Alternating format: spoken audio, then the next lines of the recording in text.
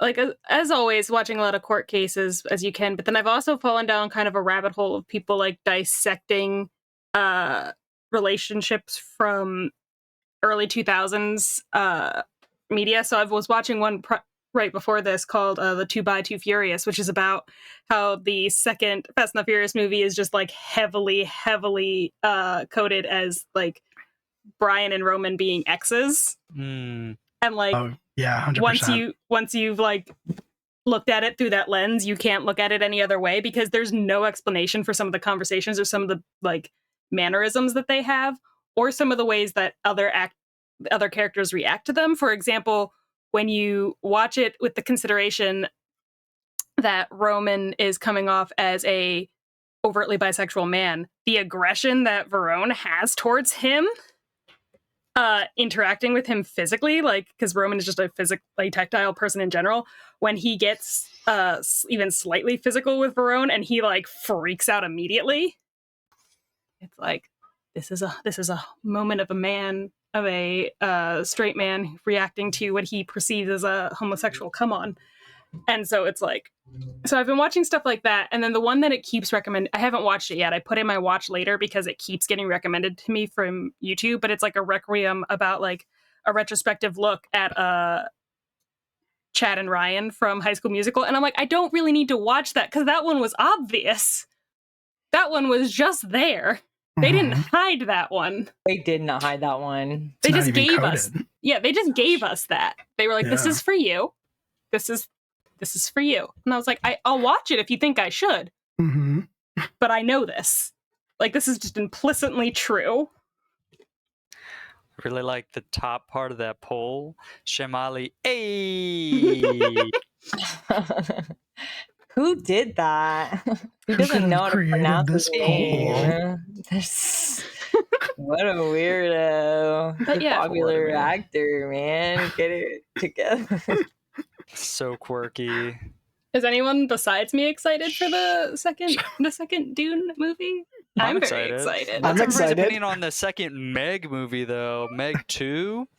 Are they making a second one? Yeah, they are. I'm out of the loop. I'm too busy. Remember how big the shark was in the first movie? That. I'm not gonna lie. See, Raph and I had the same reaction because I heard Meg 2. I thought they were talking about the robot girl.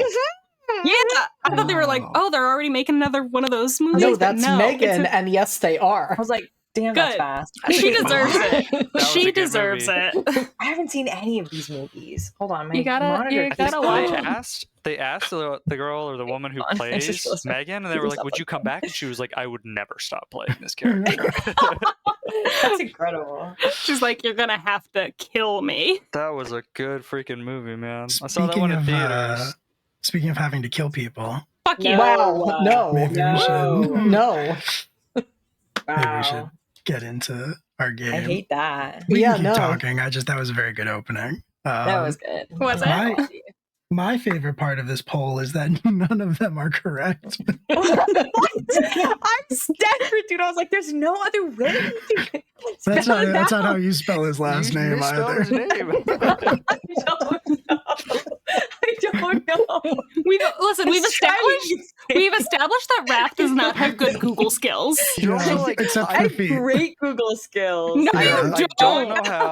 I don't know how to say it, so I'm not going to Google how to spell it. This is probably right, even though I have no bearing on how it sounds. I don't want Google to spoil it for me. I want you just tell me.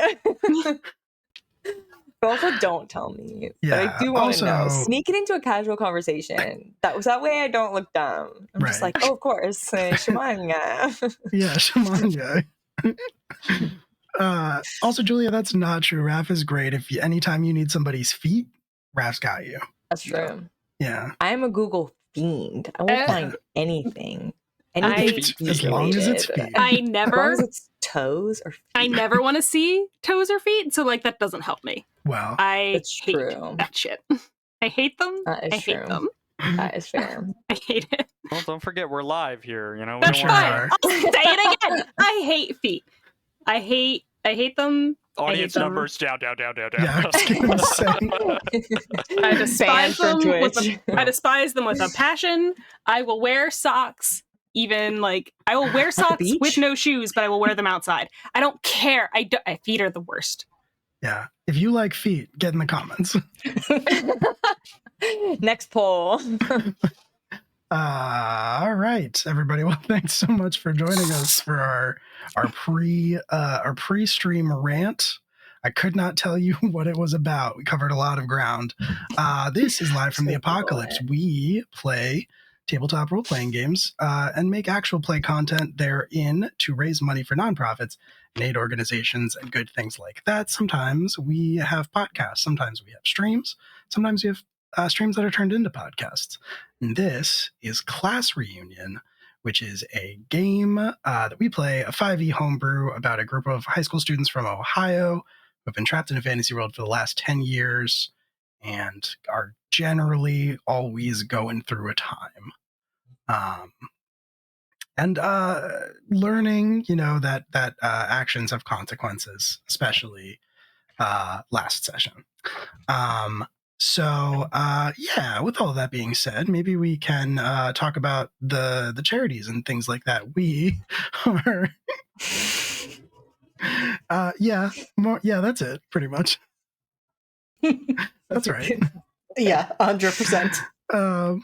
We're raising money for the Rainbow Railroad, which is a very fantastic and important nonprofit that seeks to get queer people, specifically right now, especially presciently trans people, to safe places, whether that be a different country or a different region or a different city or anything like that. So we just ask that if you like what you see here, instead of doing the normal Twitch things of giving us bits or subs or any of that stuff, you just take the $5 or the $6 or whatever you would have given to us and instead give it directly to Rainbow Railroad, because we just play games on the internet, but they will do very good and important work with it that we support.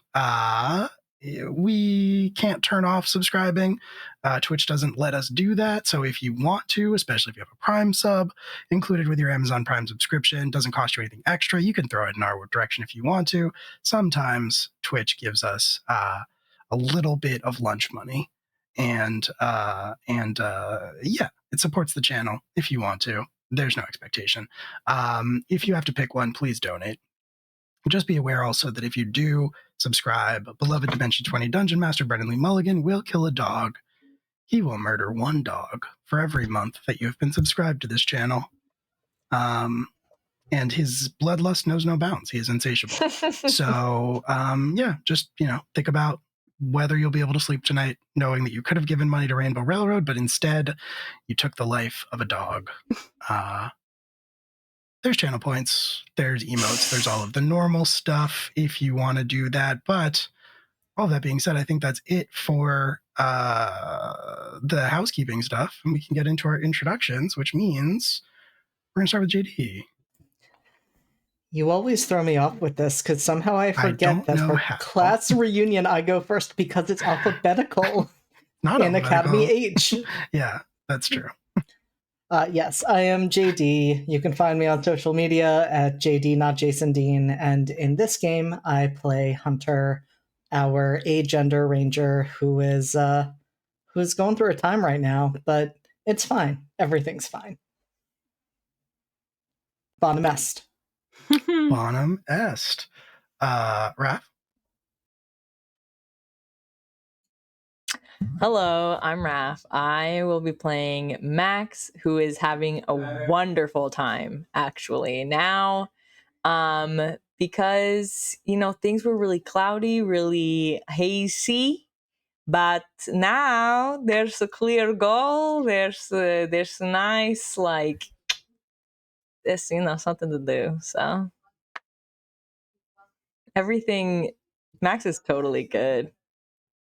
Max is totally good. Everybody knows that. I'm ready to black out today. How's Max feeling currently? What do you mean? Is Max tired? I was like, that's a loaded question. Max is looking sickly. Didn't sleep good. Did not sleep good. Hasn't been doesn't matter how many sausages he eats, he just cannot keep it in, and it's just looking real bad with mechanically 4 levels of exhaustion. So Very good, very normal stuff. very normal, very fine. Julia, yeah, normal stuff. Hi, I'm Julia. I'm the local Delaware cryptid. I'm gonna play Kelly Violet, who is our rogue cleric hybrid. Previously, she achieved her really big goal, and she was just hanging out with her friends, making sure that they didn't, get themselves killed. But now, we've got problems. So she's raring to go again. It's time for the vengeance tour. It's time for vengeance. And Corey. Last but certainly not least. Hey, it's me, Corey, and this is Juniper. And if anything happens where my screen goes blank, or if anything falls apart, it's probably because she jumped on my desk. She's a little baby kitty cat. I play Wayne Hovacek, Paladin of Conquest, greatest Gritsky player of all time, soon to be the greatest secret agent of all time, and currently in mourning over very good friend, #1 fan. Right now we're just getting through the day, getting through it. Absolutely. I fully thought you were gonna threaten me with Juniper. I thought you were gonna be like, and if anything happens to anyone else, well. And if Will is mean, Juniper gets it. Yep. Oh, this stream is all about killing dogs. Mm-hmm. Dogs' #1 enemy. So true. Yeah. Not us. Brennan Lee Mulligan.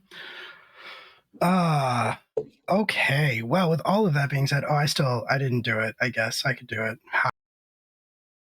Hello. My name is Will. I run this game. I do a bunch of stuff here at Live from the Apocalypse, one of the storytellers / organizers, and I play everybody else. And I tell the story, and I've never done anything wrong. That's a goddamn lie. That is a goddamn lie. That's it for me. You're right, and I love you. I will fight you. Thanks, Corey. Taking advantage. It's just that easy, folks. It's just be a easy. kiss ass. It's just that easy. No, I won't. All right, so when last we left off, you were sitting on the stairs outside of Calderon Keep. And it was raining, and there was a mist that had settled over the entire city in the wake of the riots that had taken place throughout the city at the hands of individuals possessed or tempted or swayed by a mysterious substance known only as sand. It seemed to drive them crazy, make them see things. And it also, as far as you are aware, seemed to make it possible for them to turn into monsters. And on the particular night preceding our last session, you fought many of them.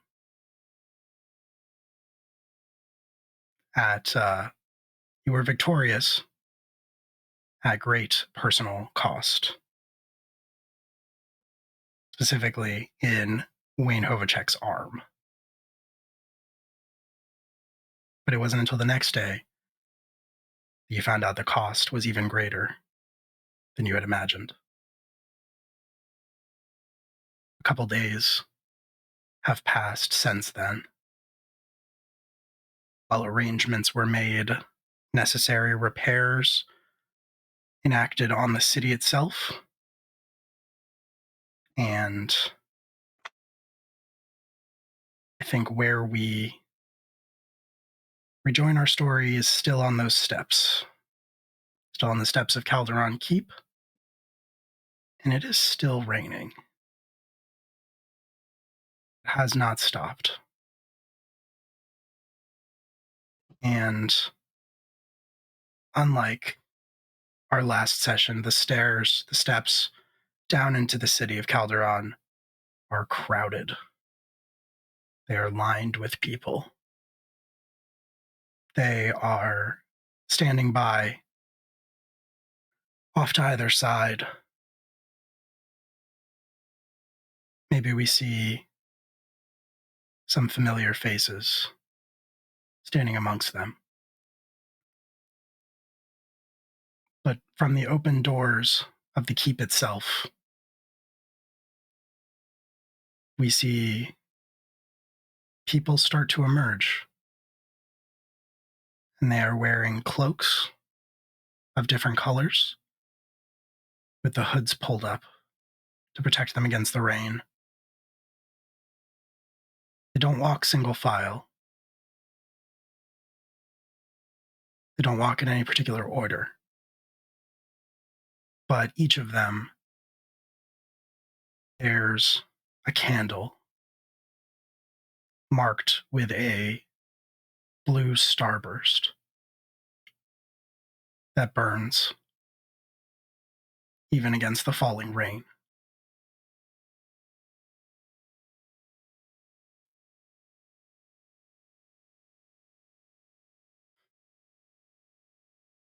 Max, you were asked if you'd bear Alex's candle.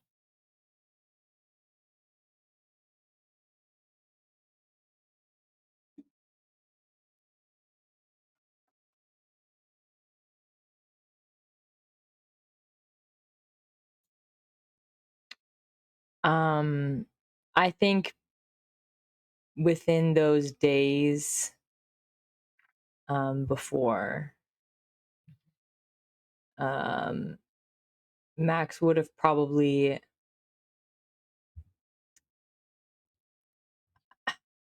asked maybe Kelly if there was a way to like redo the candle, almost like cut it into 4.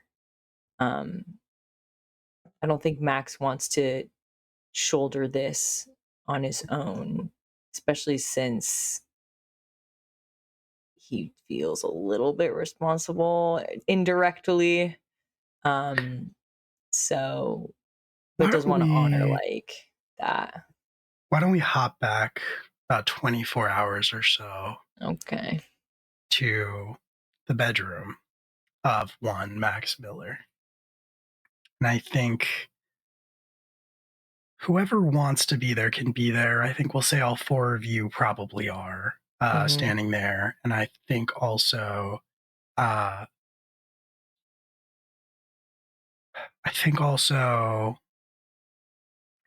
Mirden would be as well. But he's only kind of leaning in the doorway. He has not entered the room. And I think he was the one who brought the candle and the cloak and told you that they were delivered to the keep for Max Miller.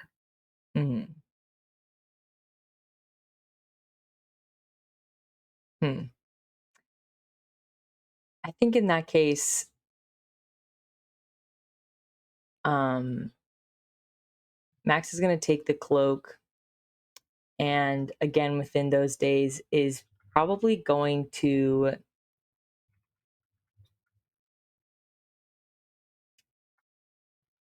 cut it into the shape of the starburst, and I think sew it onto everyone's shirt. And then The ask candle? Kelly. No, the cloak. The cloak. Okay, cool. Yeah. And then ask Kelly about the candle.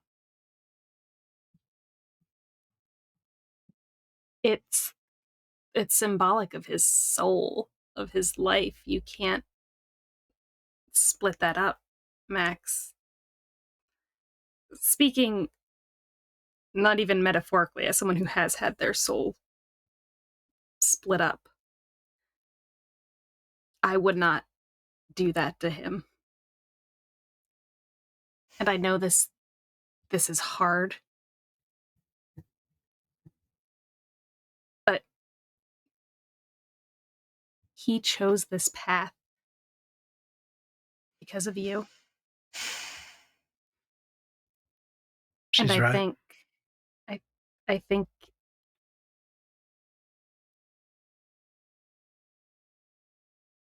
think it's what you owe him.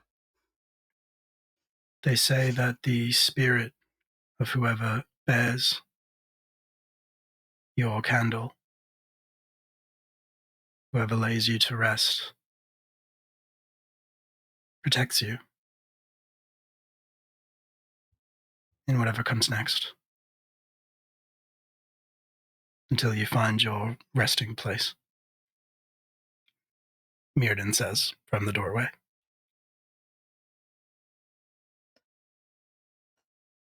You don't have to walk by yourself. You don't have to be alone in the procession, but you have to carry his candle.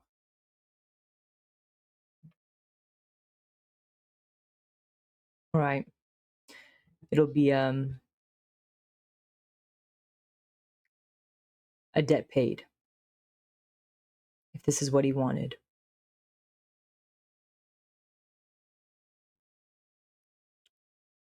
Or at least I can start paying off what I owe him.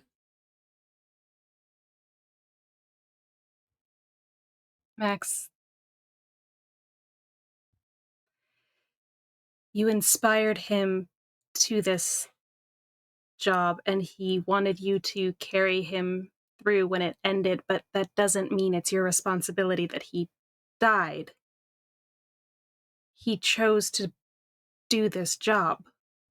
Him dying in something like this was something that he always knew could happen.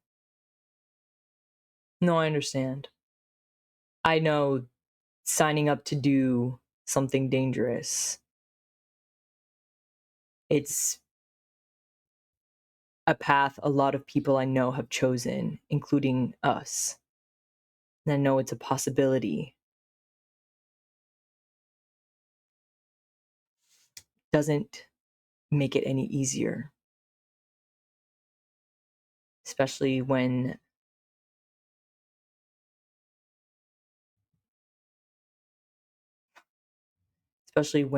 Simon seems to be some sort of,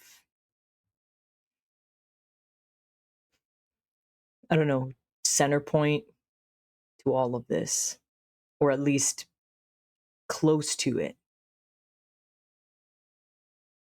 And I know that's not, I guess, on me, whatever, I know. But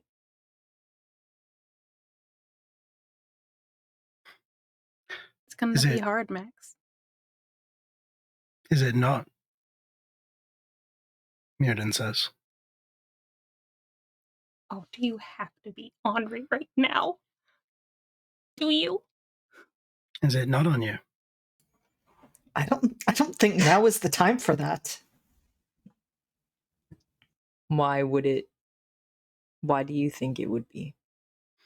Well, if you hadn't left him alone down there.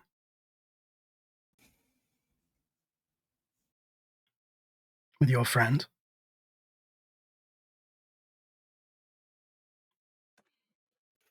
You know what? If it's on anyone, it's on me. I was the one interrogating Simon. I was the one who failed at that. It's not on Max. That's my fault. But that is not on you. It's not on anyone, first off. You're being real Henri for someone who really should be going into politics if you're going to be this obnoxious about it. It's the only options were to force him to abandon his post or cripple Simon.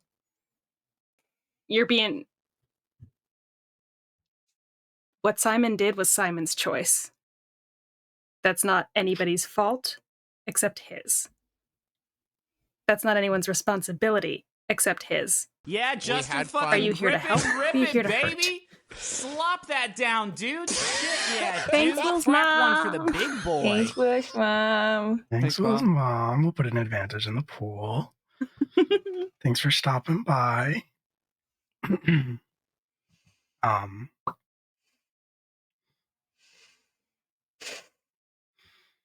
You were all being very kind to Max, very generous. But I wouldn't have even been down there if it wasn't for him. And Wayne and Kelly and Hunter melt away. Max, when you look back at Mirden, he is not Mirden. He is Simon. Oh. I forgot about this.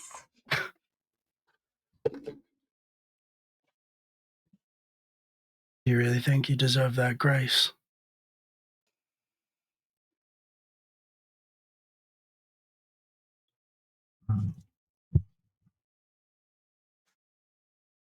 No, I don't. But I know what you deserve. And you're gonna get it. What's that?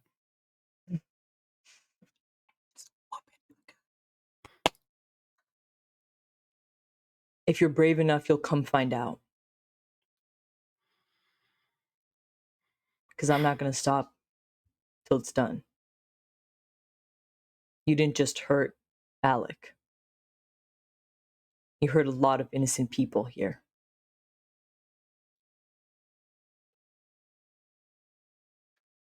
You took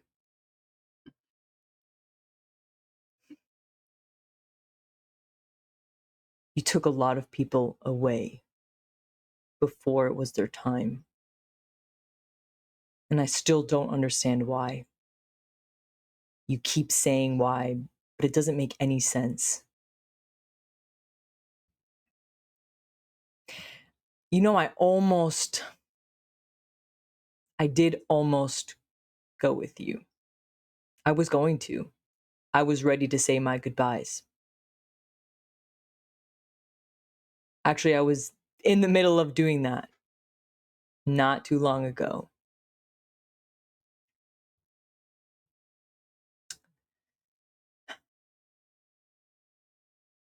I won't turn away from my gut feeling anymore. There was something off before. You've betrayed me. You've betrayed me more than once. And at this point, you're not my brother, you are not my friend. You are a villain.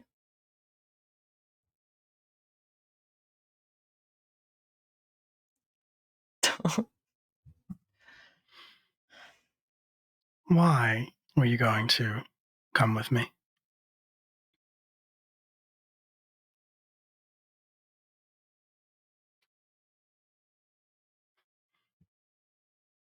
Because of the deal you made.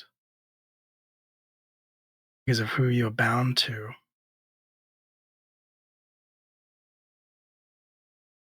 I'm not. Because you don't know how to free yourself, but I do. I don't want your freedom. I'll figure it out myself. I don't have to do it alone.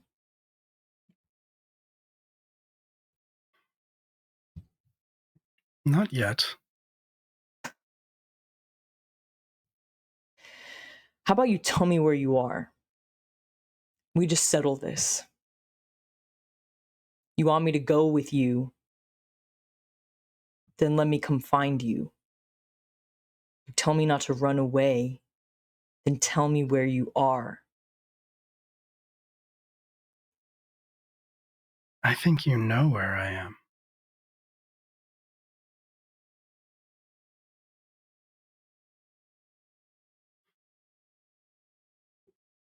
I'm right where I've always been.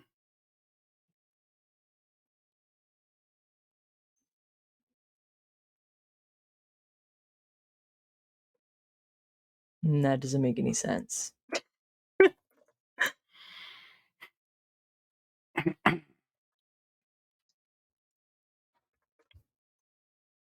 Max, I have lived inside of your head and inside of your heart since the day we met.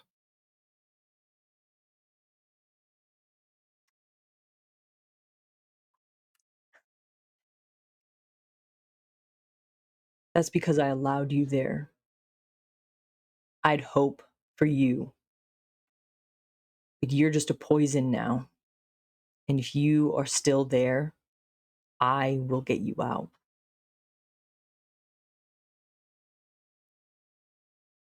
Very well. I won't be poisoned by you any longer. You are welcome to try. Sound pretty confident for someone who was just begging for my help. I'm not your help. To help you.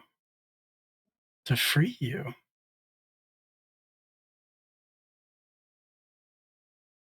There's a cost here.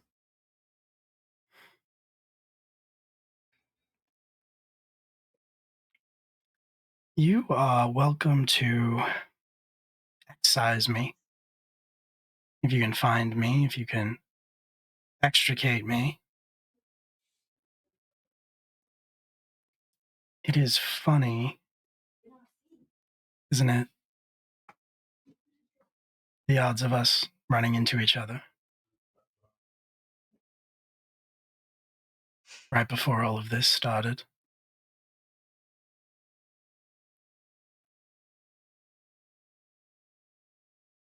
Is it funny?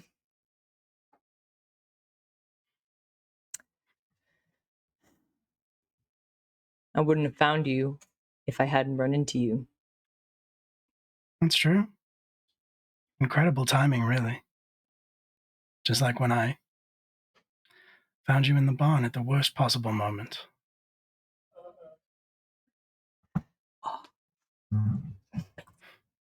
Worst possible moment for you, perhaps. Just like when I was in that interrogation room at the worst possible moment.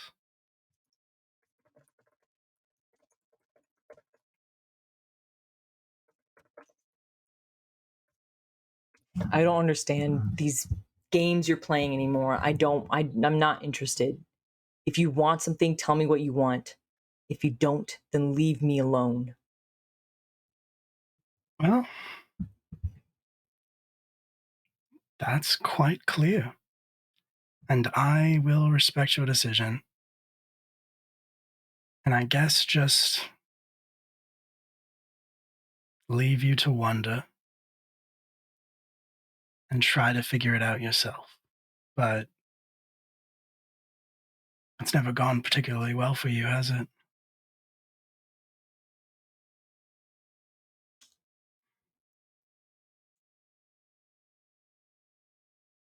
No.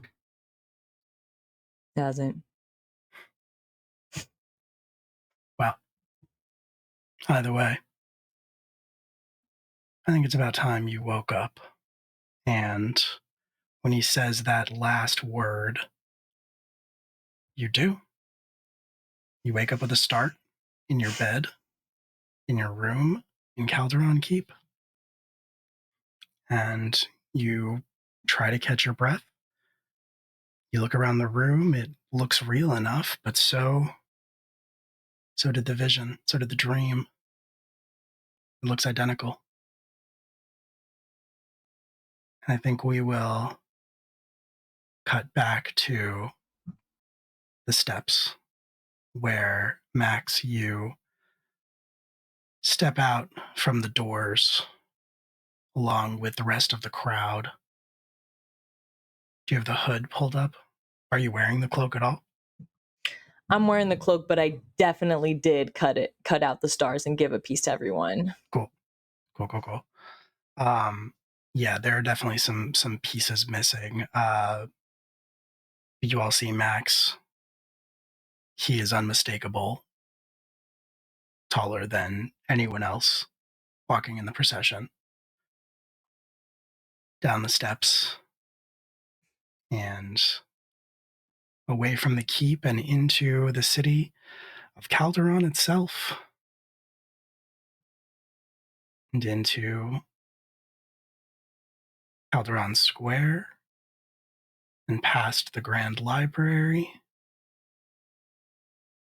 before you arrive outside of Lamplighter Tower. Where is everyone else? Are they walking alongside Max? So the people that are sort of onlookers, some of them move along with the procession. Some of them are just sort of standing there and sort of bearing witness as the procession walks past. Or you could already be in Lamplighter Square. You would all know that that is the eventual destination of all of this. But you are more than welcome to walk in the crowd, sort of alongside. Yeah, I think that's probably where we are. Mm-hmm.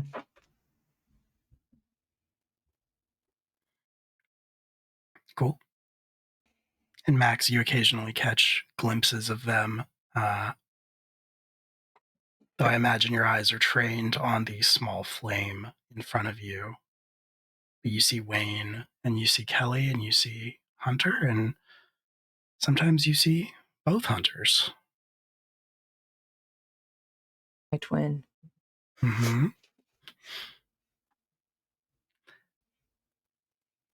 You walk along the procession, and you start to hear it before you see anything, before you reach Lamplighter Square, but you hear as each person bearing a candle steps into Lamplighter Square, someone is yelling, and they're calling out names. And the people bearing those candles take up a position around a pyre, a flat constructed pyre in the middle of Lamplighter Square with forms resting on top of it, bundled gently in white cloth, making it impossible to tell who anyone is. And the square begins to fill up. There are already people gathered here. And as you take your first step in, you would all hear this individual standing at the top of the tower call out, "Luminary Alec McMorrow."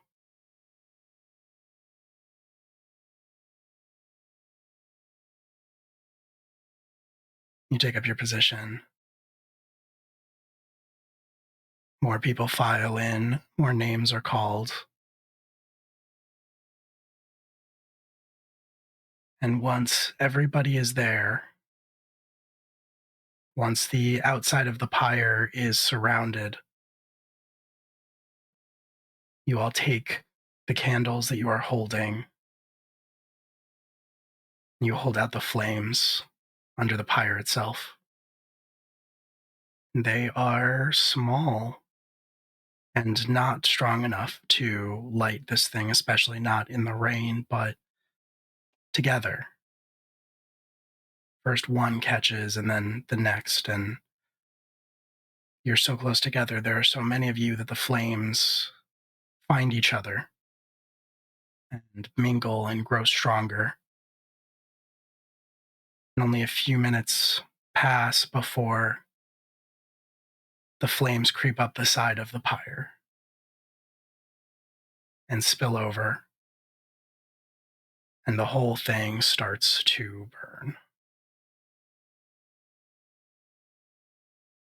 It's nighttime, and the rain stops, and the sparks and the embers from the pyre fly up against the night sky like stars.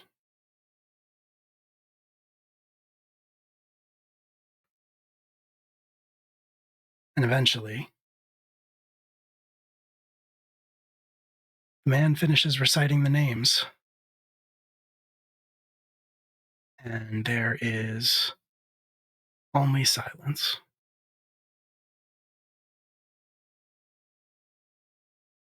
And then somebody in the crowd,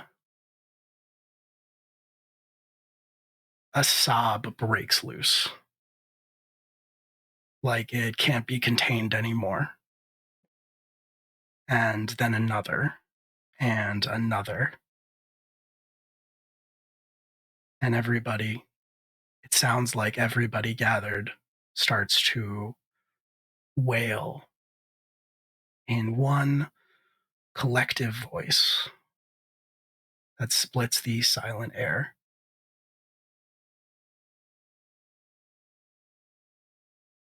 As the pyre burns down.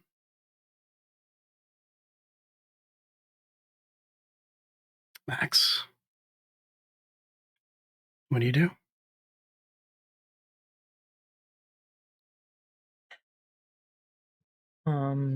I think while people are crying, I think the people who are standing next to him, if any of them were to start crying, I think he would just kind of put an arm around them. And then I think we'd just start going around to everyone and trying to find the rest of the team, but trying to like at least like put a hand on everyone that he passes so he can have that physical connection to the people who are left behind. And I think, yeah, there is somebody standing next to you, a young man who you can tell, even though he has his head is forward and the hood of the cloak is pulled low, you can tell that he is shaking with suppressed sobs, trying not to cry, trying not to outwardly cry. Mm. And Mm. when you put your arm around him, he will look at you. You can't hold it back. At that point, you can't hide it. His eyes meet your eyes, and he loses it. Tears start streaming out of his face. He tries to turn away, and like raises his arm, like to simultaneously sort of like hide himself and also try to wipe some of the tears away.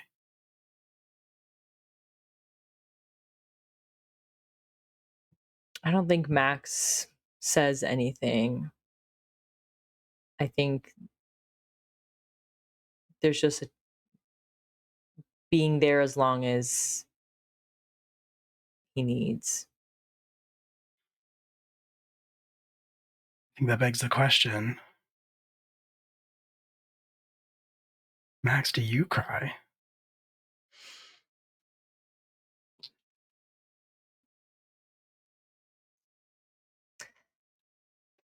I think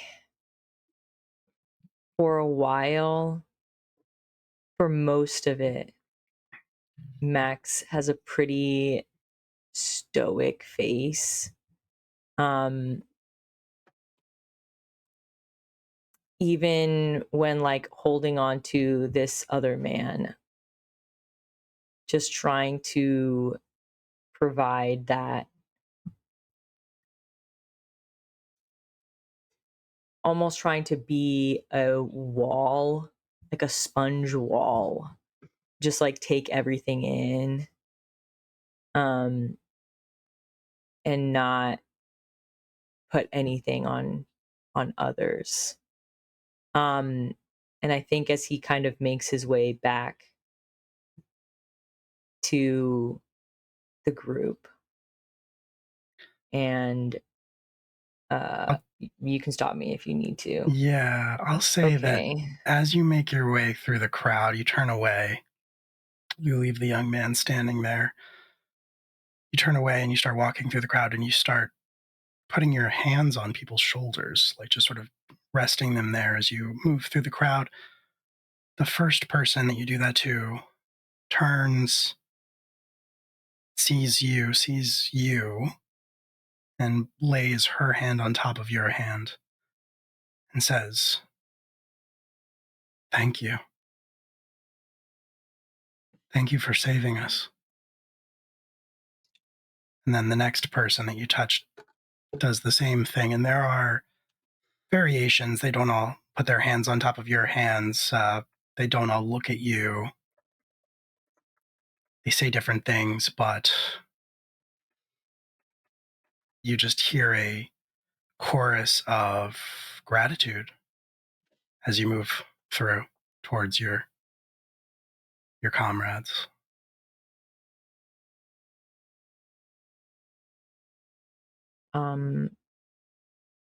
I don't think Max says anything to anyone. Just like the very quick, polite, like nod, maybe like a very quick smile. And then just keeps moving.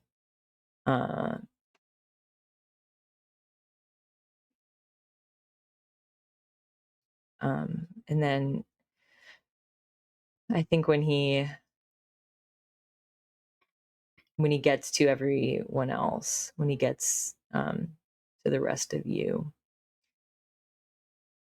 I think he just looks so exhausted,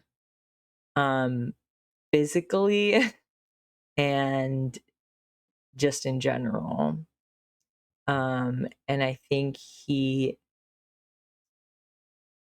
just almost collapses on all of you. And I think that after a moment of just holding on to everyone, I think that's when he starts crying as well. And I think, tries to drown it within everyone else's. and during all of this, Hunter, what have you been doing? Crying.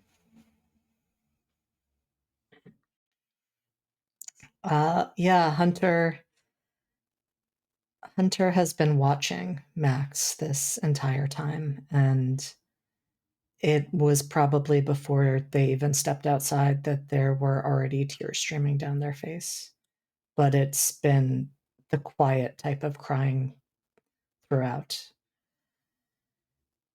And they very much are looking at Max with worry when he comes over and like step forward to help him.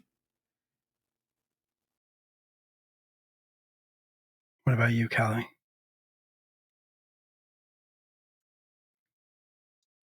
I don't think Kelly cries so much as she's misty-eyed for all of it, but she's pretty just quiet.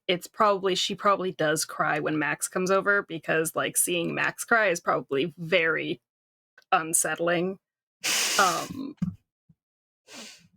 So I think, but prior to that, she's been just kind of like on the edge the whole time, but mostly just very silent mourning about it.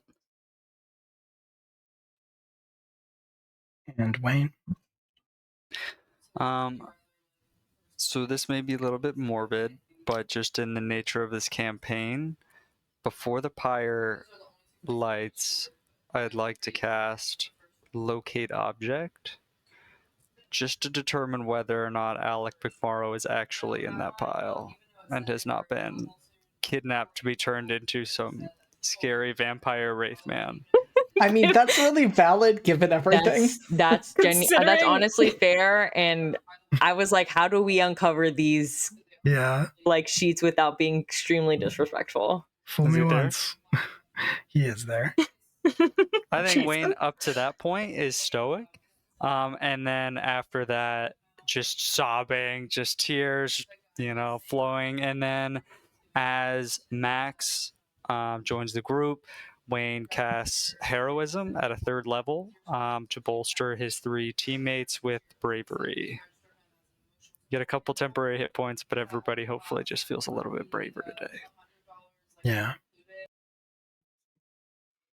You do. You do feel just a little bit braver, I think. And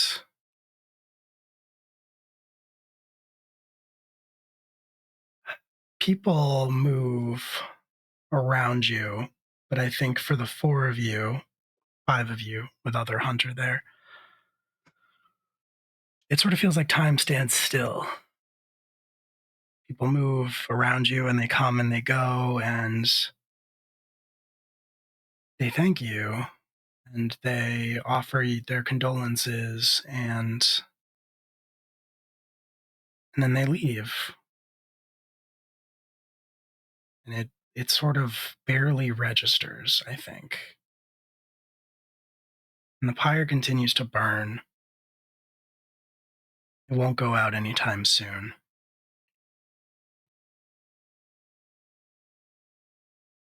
And You said it- sorry, go ahead. I was gonna say, you said it was nighttime. Yes. I think when it clears out a little bit more and it's just mostly us again, Kelly will play taps for Alec. But that was something she wasn't going to do with all these people around who don't know what the significance of that is. So she probably waited until it was more just us. Mm-hmm. What do you play it on? I still have my cornet. I still have it from Ohio 10 years ago. Pull out this Wow. this battered, sort of dented, I imagine, well-loved cornet. And you play a song. I'll stand there, and I think from across the pyre on the other side, you're not sure if it's real at first because of the smoke and the haze. But I think you all see Ryan standing there, and his expression is somber, serious. And sort of gesture for you to follow him. And he'll walk out of Lamplighter Square in the opposite direction.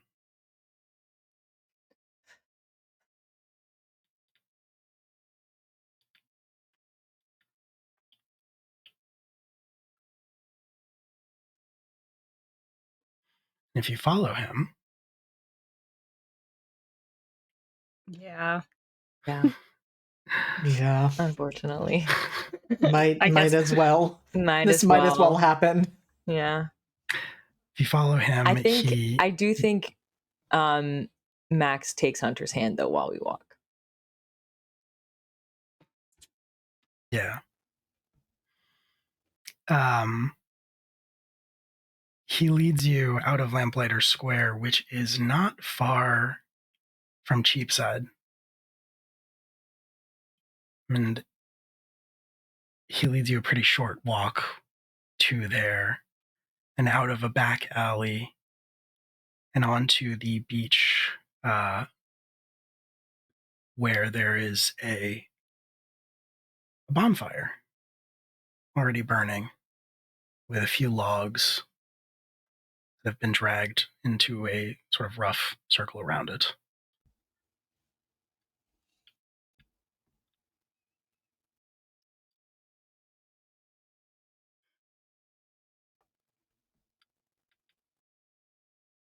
He'll wait for you. He'll stop and wait for you to join him.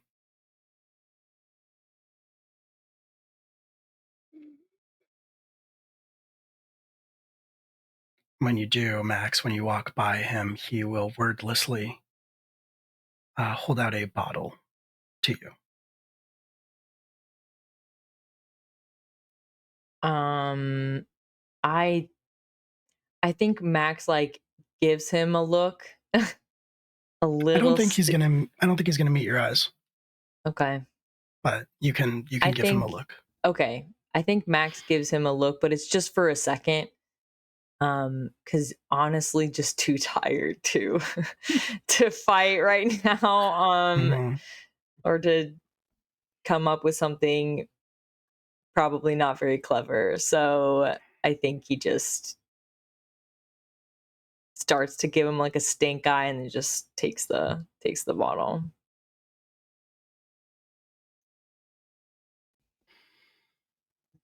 What is it? Is it nasty? It's not nasty. It's some kind of whiskey for sure. It's like pretty 50-50. good. It's good. Or it's like it's pretty good by it's pretty good by like a noon standards, but then again you probably don't know what Earth whiskey tastes like, so yeah, I don't think so. It's not a Labatt, I'll say that much. That is something I totally understand. Wayne gets it and then just passes it on to the next person. Hasn't drank a drop of alcohol since that last time he had a Labatt. Doesn't want to forget the taste. Wait, does that mean he faked? This is like completely out of context. Does this mean he faked getting drunk when Kelly took him to go hang out with Carmen? Oh yeah. Oh yeah. Oh yeah. Just that thing where he's just. And yeah, you take your seats around the fire, maybe, and definitely. Yeah. He sits down on one of the logs. I think other hunter sits down next to him. And yeah, he looks around the circle, looks around at all of you across the bonfire, and says,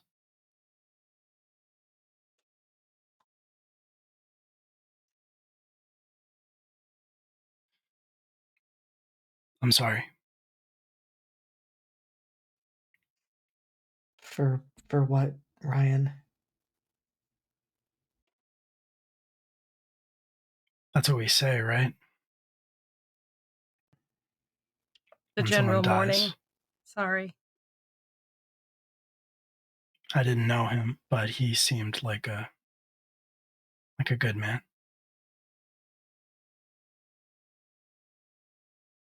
He was.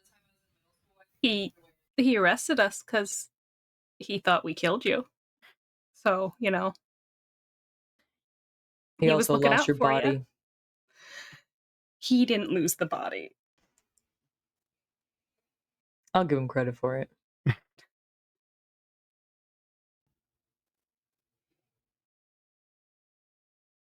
Why do we say sorry for your loss?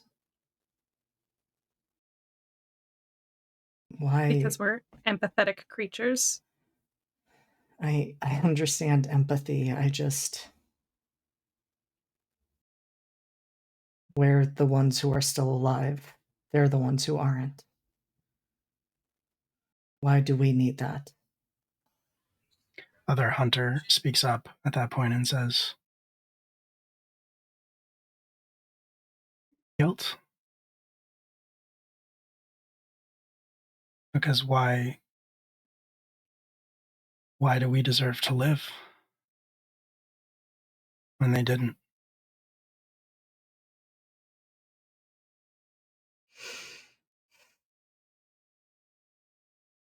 So we apologize.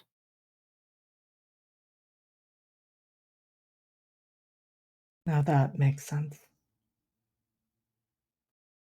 Not about deserving, though. There are a lot of bad people out there that don't deserve a lot. They're still out there. I'm glad we got to know him.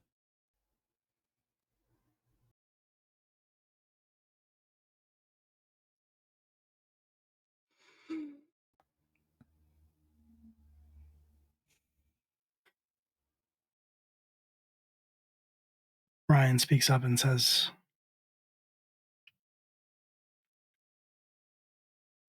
I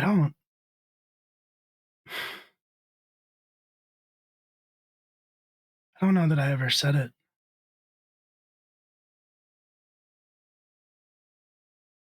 But thank you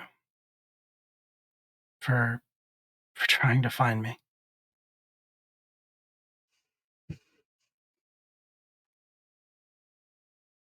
It's the least we could do, Ryan. You looked for us for 10 years.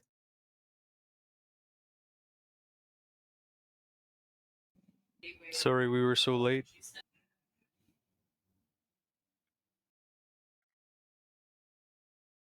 This isn't your fault.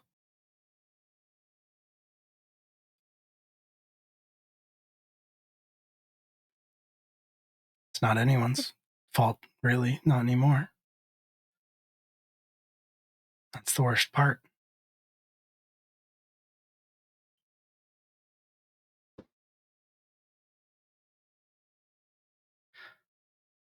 Because the head is gone and you're still this way. And I always will be. I mean, it could be worse.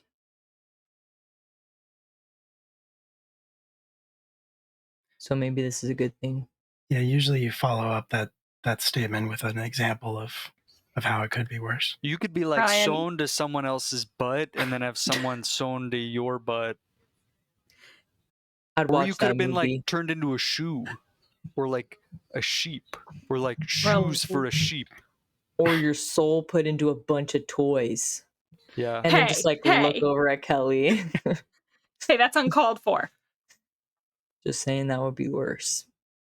I mean, it is pretty miserable, but also worse could be you're not here to speak with us now.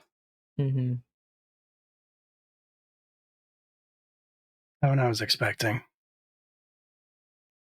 But thanks, Wayne. You've always had a way with words.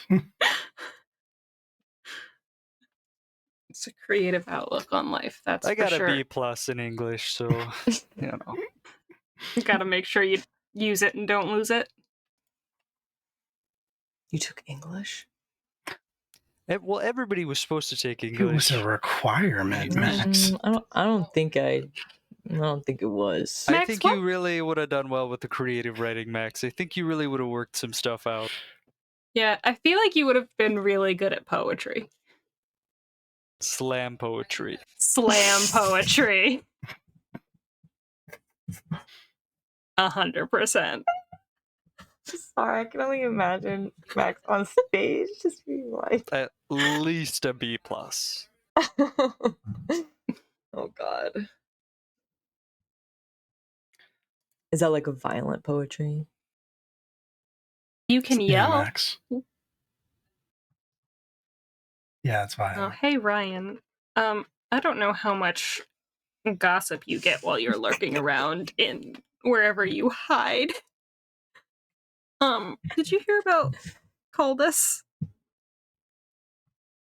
Maldus Calderspur, yeah. I caught some chatter about that.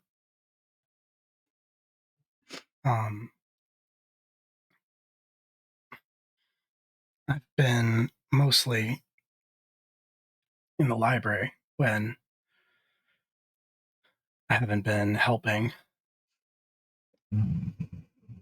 Guess I thought maybe I'd find something about not being a vampire anymore. I feel like if you want to have that conversation, you got to go back and talk to those fuckos who still live in Barrow. The Grand Library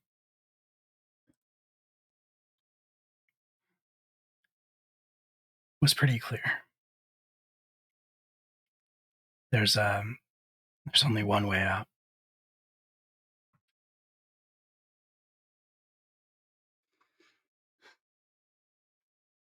He sort of gestures to the bonfire.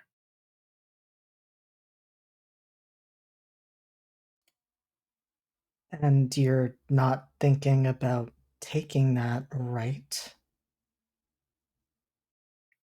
Not yet. Not at all, I would hope. Hunter, I'm going to be this way forever. I'm not going to get any older.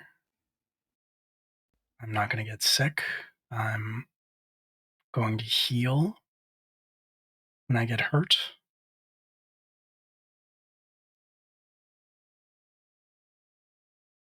Right now,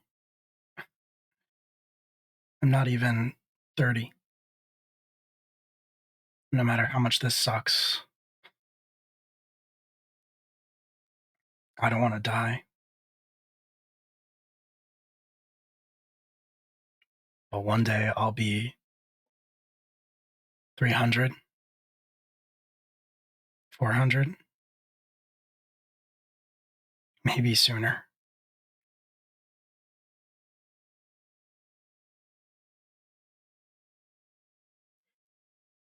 I'm not going to make any promises.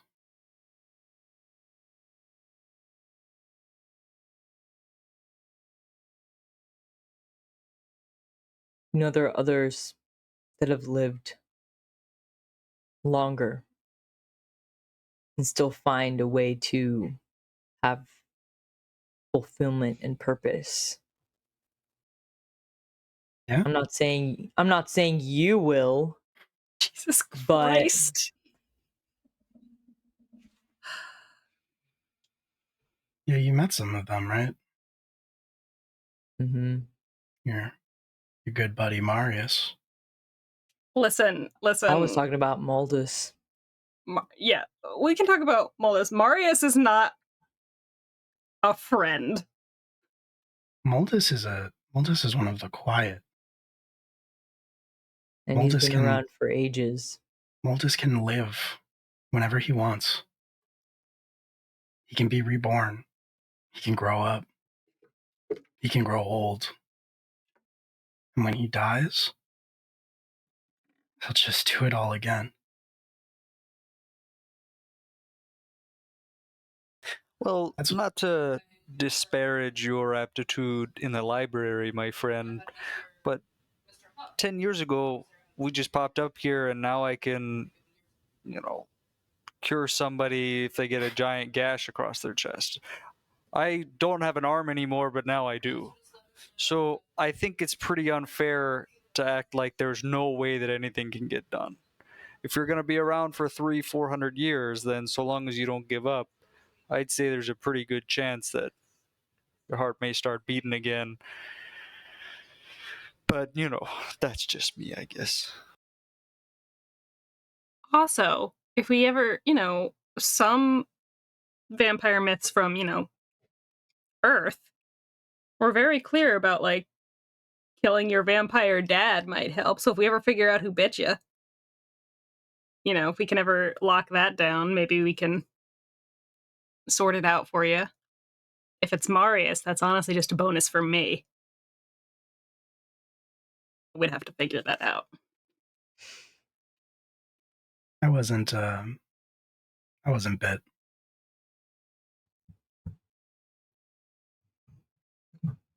He Were you made like me. awake? What did they do? Not at Sorry, is first. that insensitive? I wasn't awake at first. I didn't wake up until it started to hurt.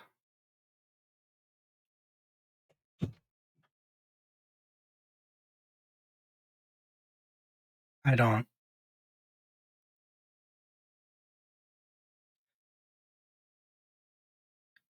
remember everything. He said he didn't need to drain me. I'd already bled out. And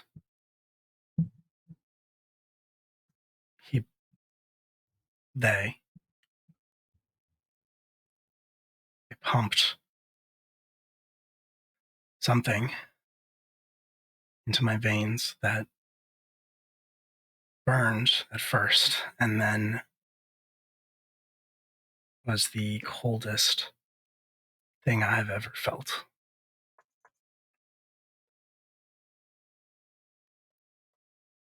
And it spread throughout my body.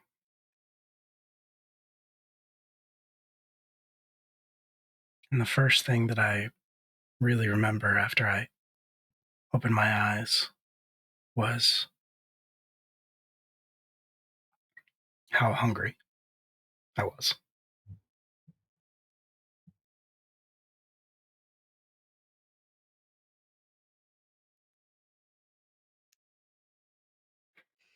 Ryan, would this be an inappropriate time to ask you what you've been eating? I don't think you can just ask someone that, Kelly. Listen. He's just as dead as I am. I feel like I have a little bit of leeway that you guys don't.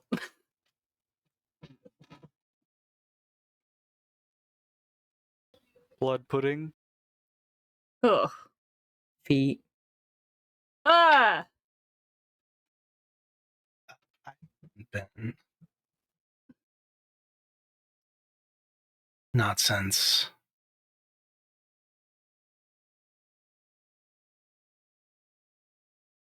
I left Barrow, teleported away. And I tried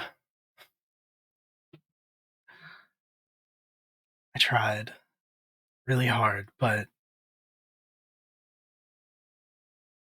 in Barrow they have volunteers. They aren't. Not really, of course, but that's their job. And they're compliant.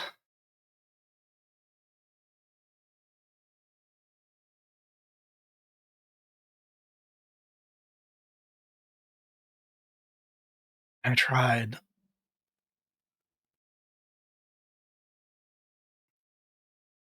after I left.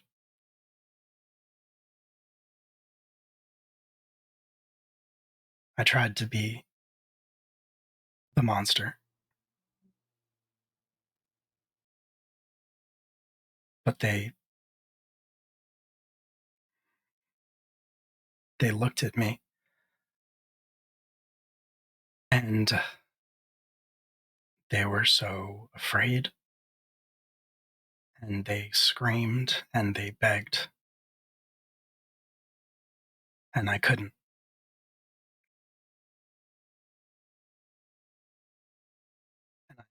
I don't know how long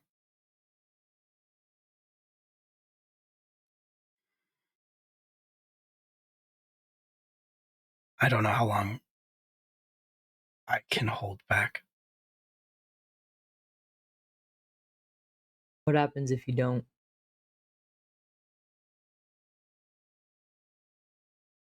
I don't know. Well, could you just like drink my blood, or would I turn into a vampire? Because I'll donate. I don't know that I could stop. Well, there are 3 of us here. I was gonna say, what if I could tase you? Or we could just like fill up a bucket. That might actually be better. Or a chalice. That'd be kind of cool, huh? Hmm. Better than a I'm bucket. It's better than a bucket, but I don't know. It feels a little bit more weird and ritually and less like just between friends. Like a solo cup, maybe? Hmm. Yeah. and then other hunter says loudly over everybody else, "We're leaving."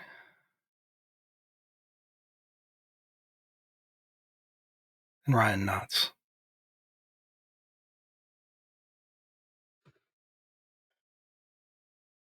I'm not going to stay here and find out what happens when I can't control myself anymore.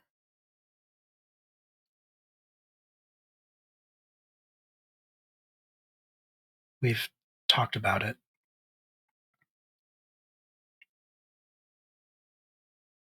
We're going to leave.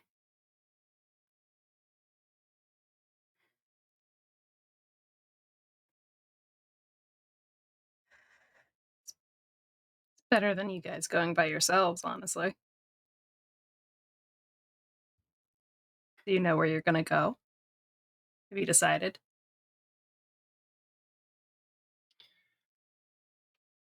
Yeah. North. When I first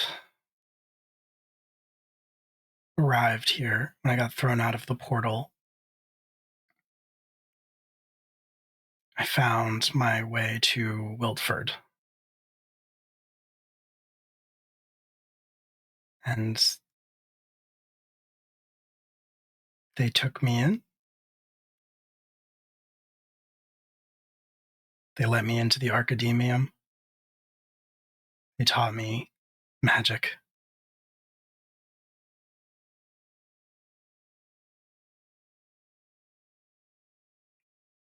Once I'd learned enough, I started looking for you.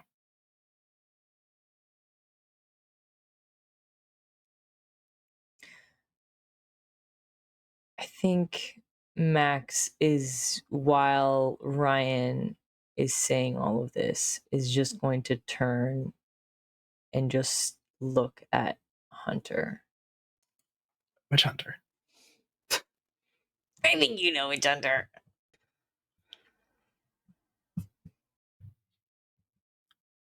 Hunter, I mean, is usually quiet, and I think they've been even more unusually quiet throughout this conversation. And they're just staring into the fire. Like they do not seem to be hearing anything that's going on around them. They haven't since other hunters said that they were leaving. And they're just kind of tuning everything out.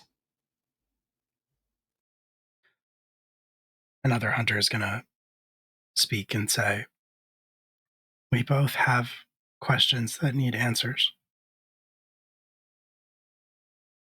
Hmm. At the Arcademium, if nothing else, they can. And Ryan fills in the end of that sentence and says, "Look me up." And other hunter nods and says, "Maybe I can figure out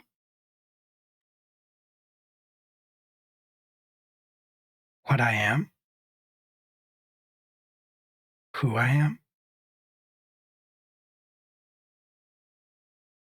It's not about what or who you are. And I think we both know that. I think we all know that. I think that's so easy for you to say. I think you weren't there in Lamplighter Tower. I think you didn't hear what all of those people on the sand said to me.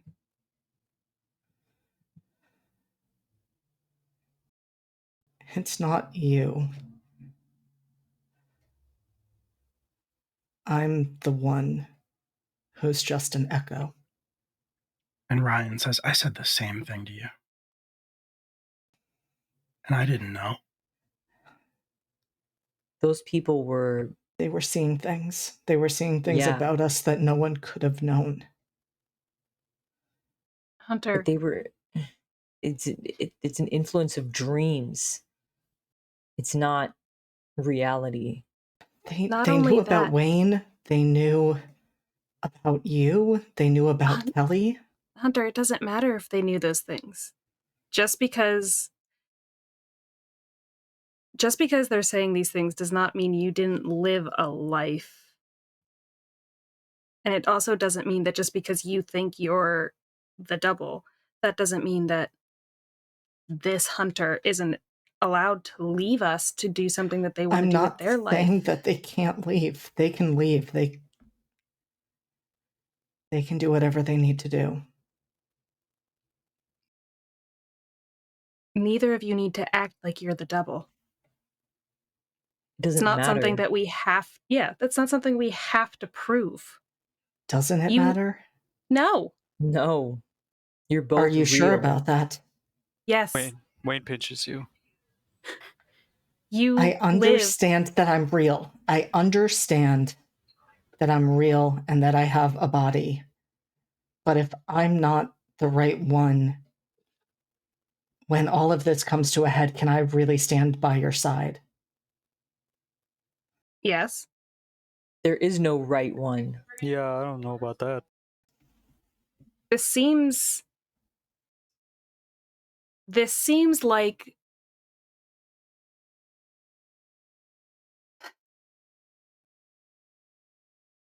I understand it must be absolutely maddening to not be able to know 100%. And you're never going to. Because what this also sounds like is a constant attempt by the dreamer, who is categorically our enemy based upon a blood relation. Categorically, they are on the other side because of who our ancestors are. They want you to be confused and off balance and upset. It doesn't matter which Hunter was If from any. Ohio. It I doesn't matter. don't care about any of that. I spent 10 years locked in a room building things that hurt people, that killed people. And the only thing that got me through that was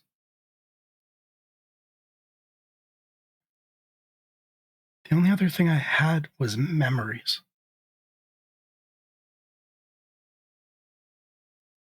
Of where I came from. And if those aren't real,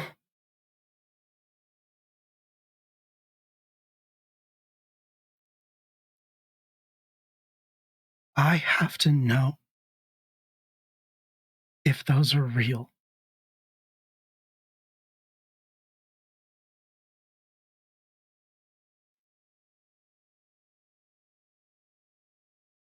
Or else I'm not real. And I don't want to be. Because if those aren't real, then the only thing that's real about me is pain. And loneliness.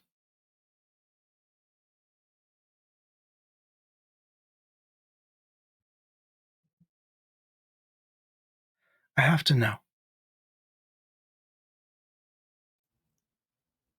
You're right. I'm sorry.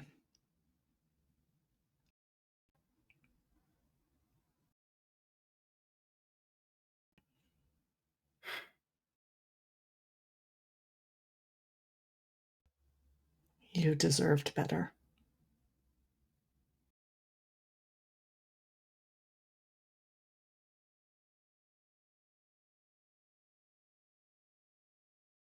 Yeah.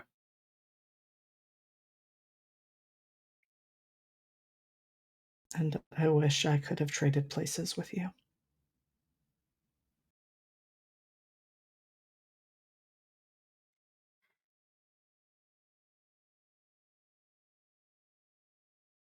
They don't say anything in response to that.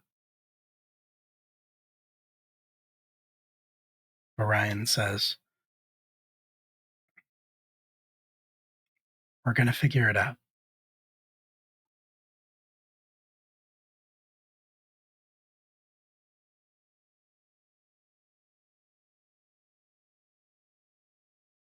Bye.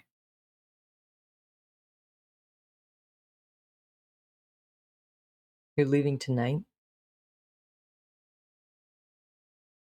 Yeah.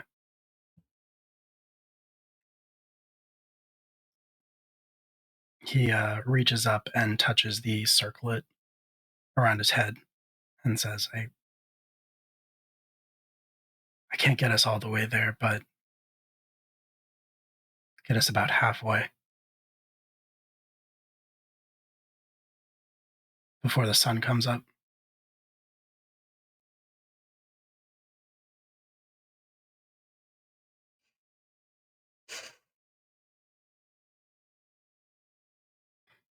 You're keeping the badge, right? In case you need to call us. Yeah, I'll hold on to it. There's no telling if it's going to last.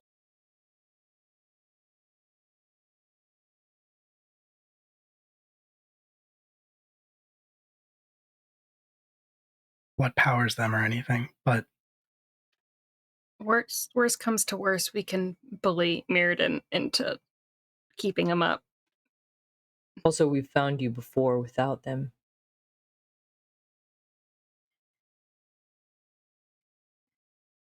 if you need me, Yeah, I was gonna say, plus we do know where you're going this time. It's true. Helps. if you need me, I'll be there.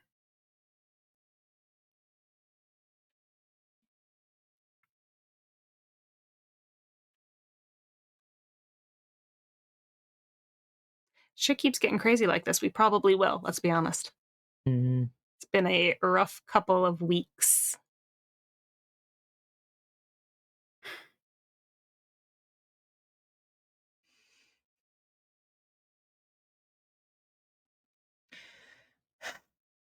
Never thought this is where we'd be in 10 years.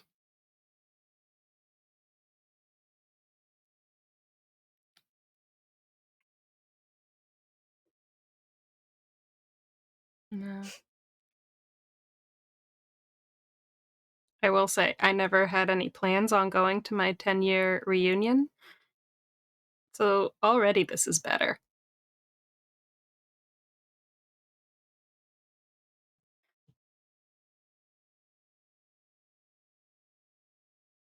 Well, either way, here we are. Pass me that whiskey. And then Wayne realizes that he doesn't want to drink it. And he passes it on. Kelly's just like somebody looking at else. you, just like, Glug, glug, glug, glug, glug. Splash.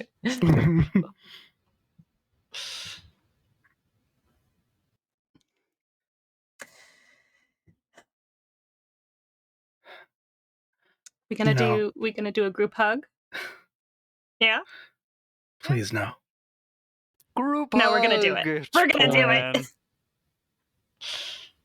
With my 10 feet of reach, I reach out and grab him. With your stick. With your grisky stick. Just hook him. Are y'all gonna group hug? We Yeah. friggin' better. Yeah. Okay. Is Max pulling Hunter along?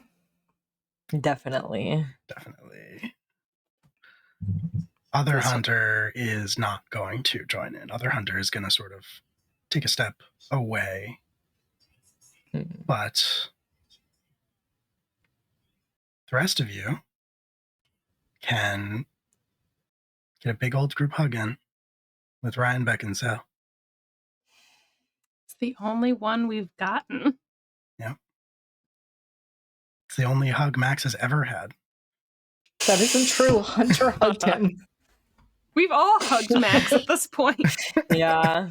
Max has gotten the most amount of hugs, actually. It's true. It's actually That true. is true. That is true. Telling me Joanne never hugged this boy? Get out of here. Joanne would hug the shit out of Max. Yeah, All day, Joanne every Miller day. is a All saint. day, every day. Joanne Miller's a freaking saint, dude.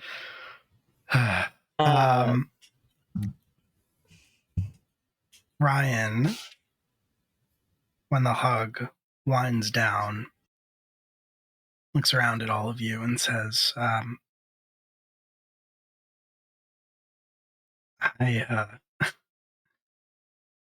don't know what I expected when I walked out the front door of the library that day.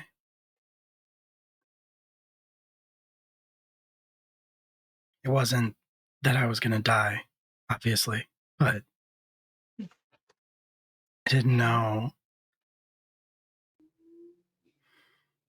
It was hard to imagine what this place would have turned the rest of you into, who you would have become.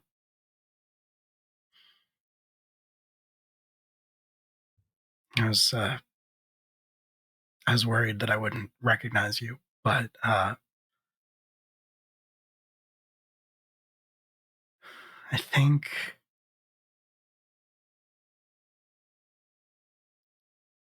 maybe that's what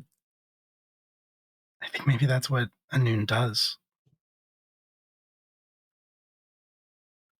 I think it makes us more of what we already are.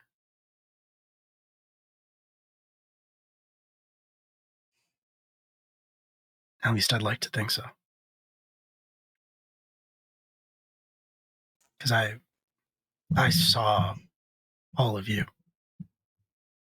right away.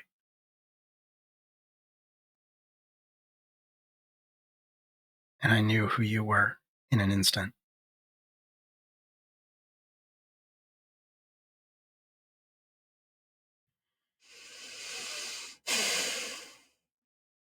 I'm sorry that we don't get to save the world together. Don't know that yet. There's still Yeah. time. I can tell you 100% we're going to save the world together. I know. Okay. I believe you. I still don't like you. But I'm not going to Alright, let you well. rot in a prison over there. Max, So, shut up. okay.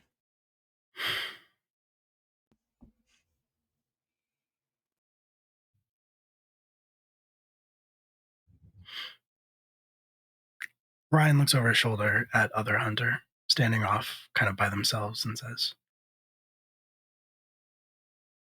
I think it's time to go. Does other Hunter stop Hunter from walking over to them if they try? No, not at all.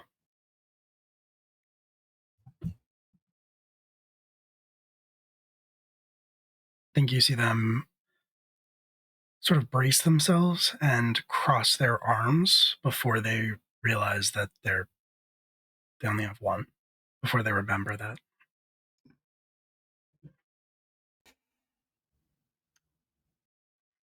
And I think seeing that body language, Hunter keeps a couple of feet away and just says,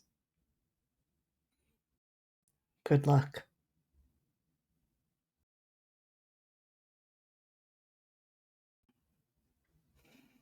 You too.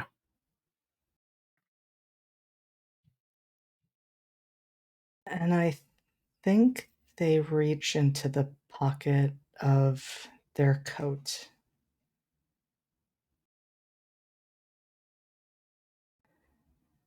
and take out a horseshoe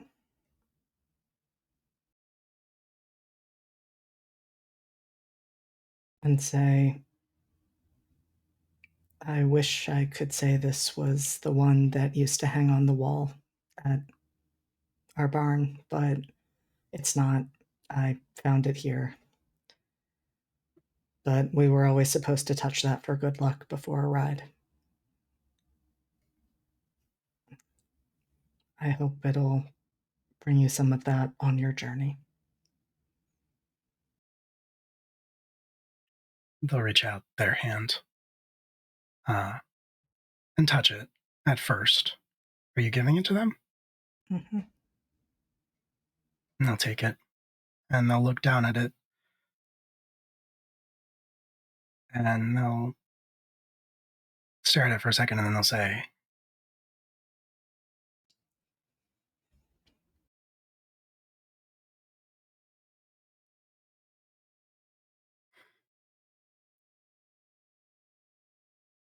"I'm sorry. I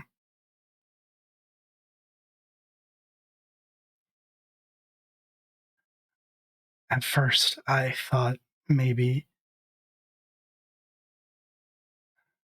this could just feel like family. And for a little while it did. But I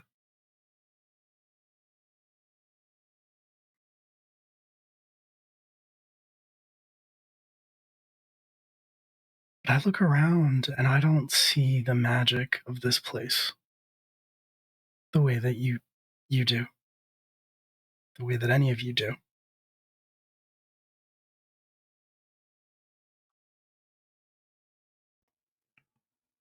It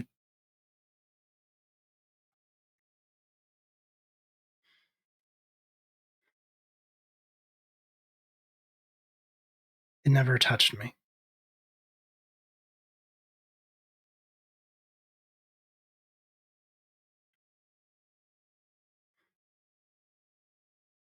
I thought things would be better outside of Barrow.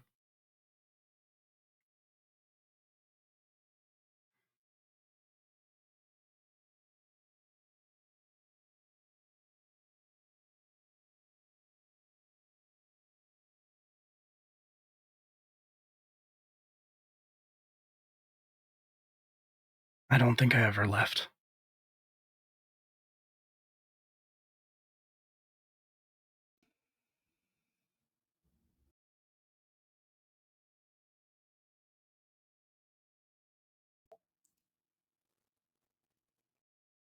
And I know that there's nothing that I can say to help or fix that.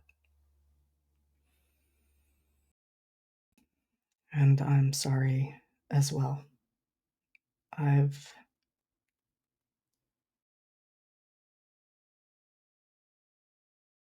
been ungrateful for what I have and what I've been given.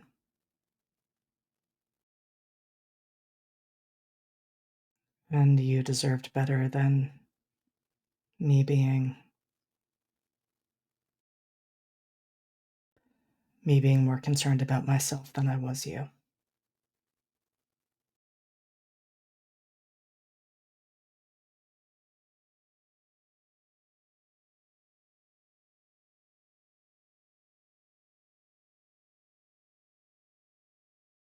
No, that's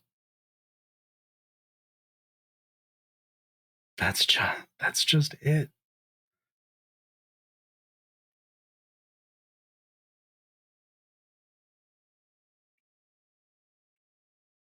Stop. Stop worrying about me. Stop trying to fix me.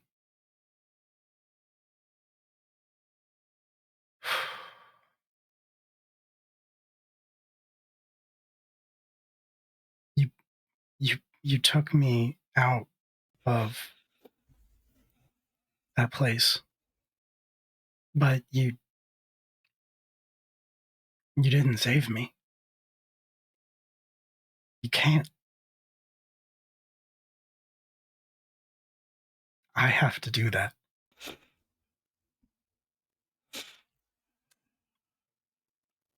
I know. So just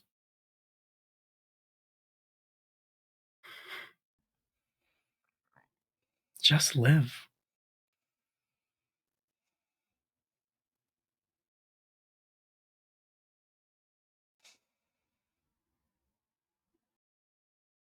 Do my best.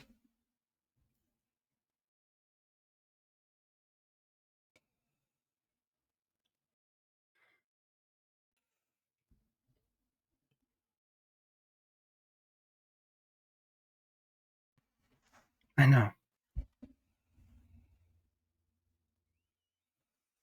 Other hunter will look kind of meaningfully past you to Max and say, I know you will.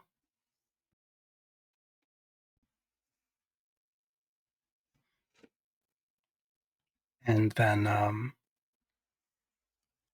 hesitates, like they're not sure if they should hug you or what, but eventually they seem to settle for just nodding and taking a step back across the beach and looking at Ryan, who gives you all one more look and a nod for each of you.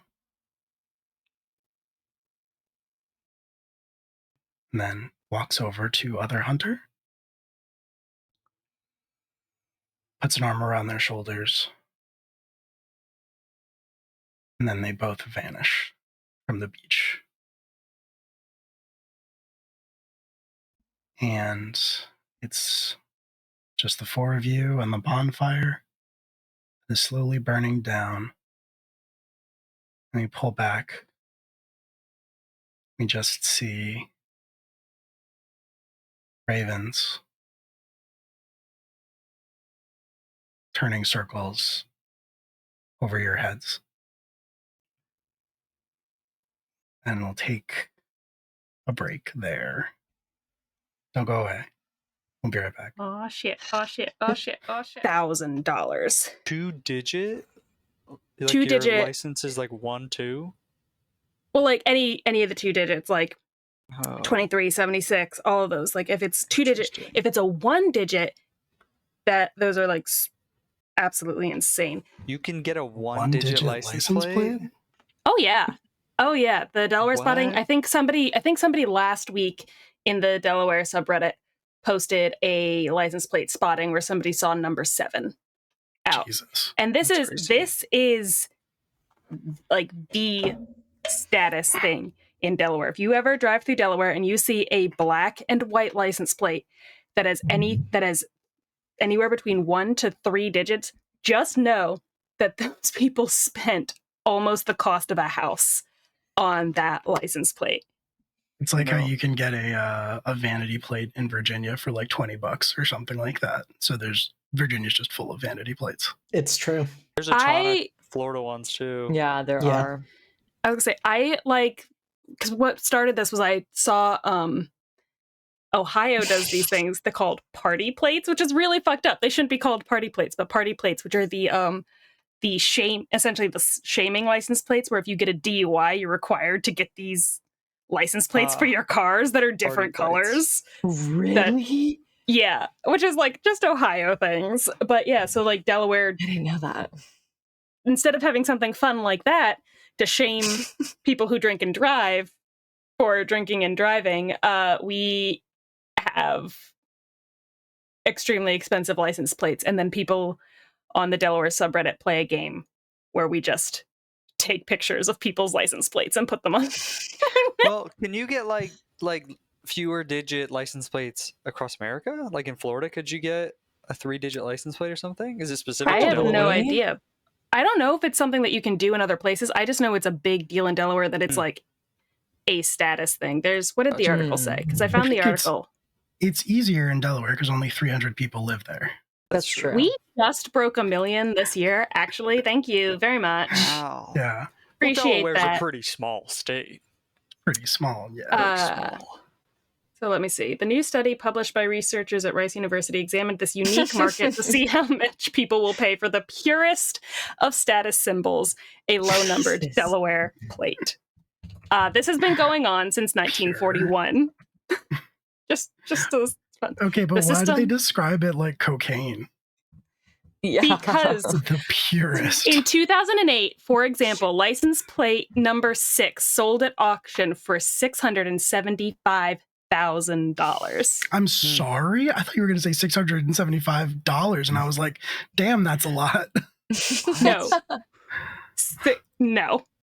When I tell you this is the market, what does it say down here at the bottom? How do people have so much In money, total, you know? they estimate the overall value of the 2-digit to 5-digit Delaware plates is from the numbers to 10 to 99,999 Sure. is $227 million. This is 0.4% of my state's revenue. I'm starting to think the free market might have been a mistake, y'all. Yeah, right? Slap that invisible hand I don't- away. I don't feel very Yeah. free is all I'm saying. I feel some chains Here, on I will. me. Here you go. Starting to get Here's that the article. Here's the article from 2008 when this guy bought this license plate. There you go. CBS. Thanks, Mhm. CBS. Okay, thank you. Thanks, CBS. All 6, that's right. my Everybody lucky say number. thanks. Do you got twice the cost of this house? Jesus. All right. So yeah. Well then, welcome back, everybody. Thanks for sticking around. You didn't really miss anything before the break. So if you're just joining us, don't worry. Everything's fine. It's a filler beach episode. Yeah. This It's was been the chill. beach episode. Everybody constantly for so long now has been like, let's have a beach episode. Give us a beach episode. When's the beach episode? And I said, finally, sure, fine. All right. I'll give you a beach episode. And we did even it. have We whiskey had- on the beach. Yeah, we So had no- a session no, on the beach, and I bonfire. assume that's what a beach episode is. I assume it's Well, just an episode that's on a no. beach. You are Well- wrong, and every time you do this, there is such a cost. The Ice Shield See- 21 beach episode was much funner than this. The I thing don't- is, like, either I think Will it was has pretty never similar. watched an anime in his life, or he hates us. It Or cannot both. be. Or both. It cannot. It's either or. It's What was very the much other- either. what was the other beach episode we did? The Academy Normandy? H. The beach Academy H episode. one. Yeah, what happened in that? It was You with gave Danny, us a wasn't it? flashback to the beach. Yeah, Danny Oh, went to the beach and yeah. hung out, and he Yeah. had And Yeah. He yeah. had did not have a thoughts. good time. Yeah, that was fun too. Mm, I don't know. I mean, all Danny did was have a vision about his friends and their interpersonal relationships. Listen, I hear beach episode. I put an episode on a beach. That's how it goes. You want something else, you got to be more specific. All right. Let me all GM. right. Okay, yeah, go ahead.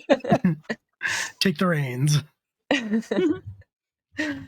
Anyway. Anyway. All right, so we had left off. It's nighttime. You are on the beach. Great point, Steph. The end of Rogue One was a beach episode. It was. It was. I'll take it. What the actual fuck, Steph? You've never been more correct in your life about anything.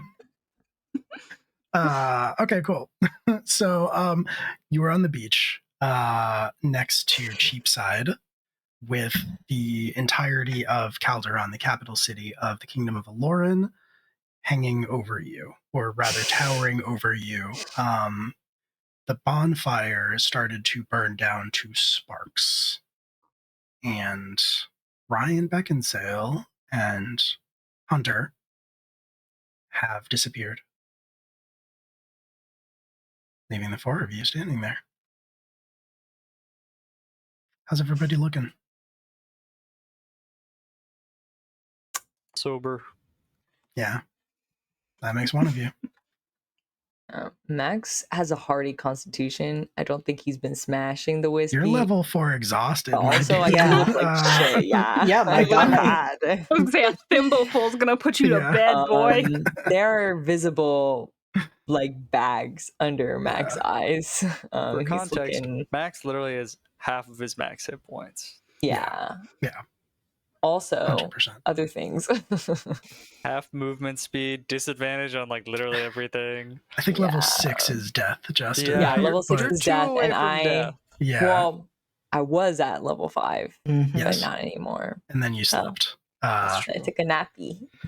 Yeah. There is a house rule that we are using wherein Max, who is a multi-classed barbarian warlock, can maintain concentration spells while raging, but when he comes out of rage, he does have to make a constitution saving throw against a DC Yeah. of 10 Yeah. plus the number of rounds. rounds. And Max failed, and that meant that Max took 5 levels of exhaustion because Max maintained the spell for 5 rounds. So, moving on. It's been a time. Speed reduced to It's been a 0. Yep. That's why I just fell backwards. Yeah, Max That's right. could not walk for a day until finally got some sleep. Yeah. At least you're alive. You I are know I'm alive. alive, dude. I was one away from death, bro. Yeah. You are alive. Kelly, Yes. I would like for you, if you would be so kind, to make me either an insight or an arcana check. Your choice. Okay. I'm gonna do Arcana because it's a little bit better. Okay. Ooh, okay. So it's a 13 on the die, so 17. Okay. You are on the very outskirts of Calderon. So it is faint. But you feel something at the edges of your senses. Not like smell or sight or hearing or anything like that, but your sense for magic itself in the air as it permeates everything here in Anun. And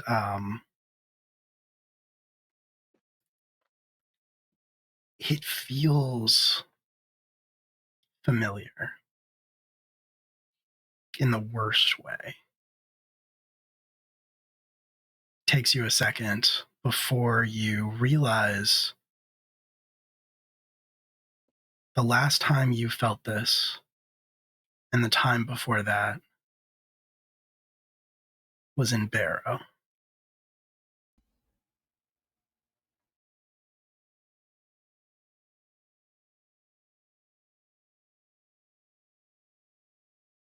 And it laps against the edges of your sense, like it is radiating out from a point within Calderon.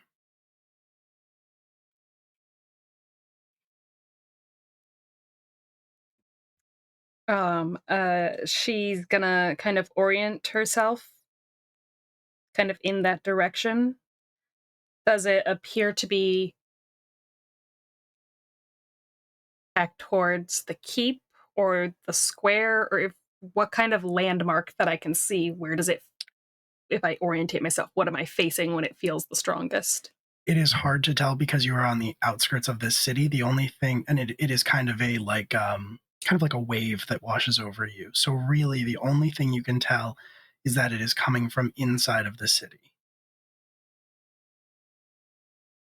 You can't really get a stronger grasp of direction or like localization. Just that it is radiating out from within. Okay. Well, I think she will, she'll kind of call everyone's attention to herself, and she'll be like, guys, I think someone's here or something's happening back in town, back in the city. Something feels off. I think we need to go back. Yeah, I might as well get off this fucking beach. Hunter looks kind of pointedly at Max and then looks back at Kelly. And it's clear that they are worried. I think Max feels is getting up, but does like the dad like like God. she's like very strained. Kelly will see that look from Hunter and she'll be like, different feeling. And Hunter will just say, still worried. I didn't say we didn't have to be worried. I just said it was a different feeling. Let's go. All right. And so Max is like hobbling along. Literally. I'm gonna summon Borkus. You're gonna put him on the Borkus? He's big enough. I Alright. can move. I summon Borkus 20 and there's like feet a per round, sled behind okay. him that you can just like sit on the sled and he'll pull you as he goes. Max does love to be pulled around. Is it Here like you one go, of bud. those? Put like a pillow down. There you go, bud. Just take Is a it like seat. one of those medical sleds for like when you get like trapped on a mountain? Mm-hmm. You gotta papoose him in Obviously. there. He lays down and Wayne is like, shh, it's all right, and he puts one of those like neck braces on. We don't want you getting jostled around too much. I think genuinely Max like starts to fight it, but as soon as Wayne makes him sit down on a soft cushion, he's like, I mean, Too tired to insist. fight. you already pulled it up. I mean, You're only as fast as your slowest Max. You're going 20 feet. yeah. Cool. So you start making your way back. You go through Cheapside. You go back up into the city proper. Max, it's comfortable for a while, and then you hit like the first staircase, and that's a little bumpy, I think, as Borkus is just hauling you up. But it could be worse, definitely. And You could be walking. Thank you for the follow. You could be walking. Thank you. Yeah, Thank you. you could be walking, or rather, you can't be with more Yeah. levels of exhaustion. But Like yeah, I'm like nodding off to sleep a little. Yeah. You pass through Lamplighter Square, and there are a few people still remaining here. The pyre is still burning, though it is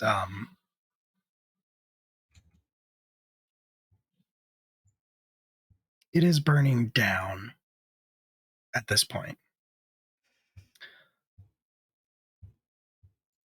And then you as you are passing through, you see a couple people, a small group of teenagers, if you had to guess, like run past you and maybe even sort of jostle you. in the process. And one of them says, like, one of them calls back to the others and is like, hurry up, we're going to miss it. Did they steal any money out of my pocket? No, all your money's there.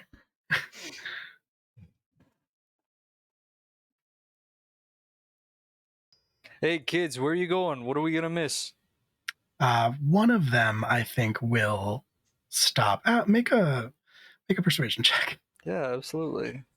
Yeah. You don't recognize. Does having Borkus kind of Well, that's what we're going to try to figure 12 plus 6 equals 18. out. Mhm. Okay. Hell yeah! Like, one of them. Wayne, One of them looks. Homacek. Yeah, one of them looks back and stops and is like oh, you didn't hit, and then like sees you and like gets and is like, you're Wayne, check. Yeah. And pulls open like their coat, and they're wearing like a Raging Mammoths jersey underneath. And like, Pops the cap off of a Sharpie. Yeah. Wayne Homacek. Absolutely iconic. We love to Wayne see has it literally changed the culture of this entire world. in the best way. And then like they look at and they're like, wow, and then look back at you and they're like, my older brother says you're never gonna play again. Says you left because you couldn't do it anymore. All right, hold on now. Where the fuck are you going? It doesn't matter whether or not I left. The game changed. Where are you going? You know. There's a what was the word that they used? And looks like they're like trying to struggle to find the word, and they say like a convent. A convent? No. Convoy? Convoy. Of what? Who just came through the henge. Oh, the market men. The what? The what? The kid leans in and is like, everyone's saying they're dead. I'm gonna go look. And then like scurries off. It's the carts from Barrow that come to sell the things that Barrow makes. Oh, so you guys know that I could still play. Like I'm still the best player like that ever lived and will ever live. We know Like, that, Wayne. Yeah. We know. You don't have to prove it to us. These fucking Wayne- kids. You know what Wayne, I mean? Am I that out of kid's touch? Mance Is it Dane- me? Mance Ardain is a psychologically broken man, and Lindsay Ardain will do pretty much anything I tell him to do. You could restart the league at any time. Like, Whenever you you're want it. fine. That's like number 2 on the list. And Save the own it. world. Next up, we're starting the league. All right, let's You'd go still check out be this number fucking one. convent. All right. So you start moving out of Lamplighter Square and follow in the rough direction that those kids ran by. Turning down some side streets, you eventually emerge into Calderon Square, which from there is kind of a straight shot up to Calderon Keep. And I think as you arrive, there are a number of people standing around. A crowd has gathered at this point. It is dark, but as we've established, there are bulbs, magical bulbs that give off, roughly like lamplight that are kind of hung all over Calderon. So it's pretty well lit, about the same level of lighting that you might expect from a small city back on Earth. And in the shadowy light, the flickering light that is cast by these lights, which are called ampoules, you do see a group of people walking, but they are not carrying carts or objects on them. And they are dressed, most of the people that you can see are dressed very similarly in these kinds of overcoats, black ones, with sort of these crushed red velvet vests underneath, cravats. They appear to be mortal. on their breast, they wear the crest of Barrow, embroidered in that same red color.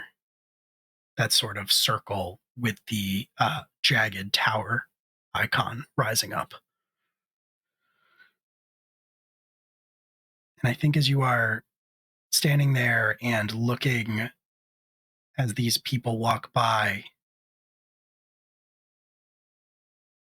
you hear Kelly. Is that you? Yes. And as you turn around, before you even have the chance to answer, you are swept up in the arms of Edmund. Yeah. Last name I can't remember. Veers. Veer. Yep. That's it.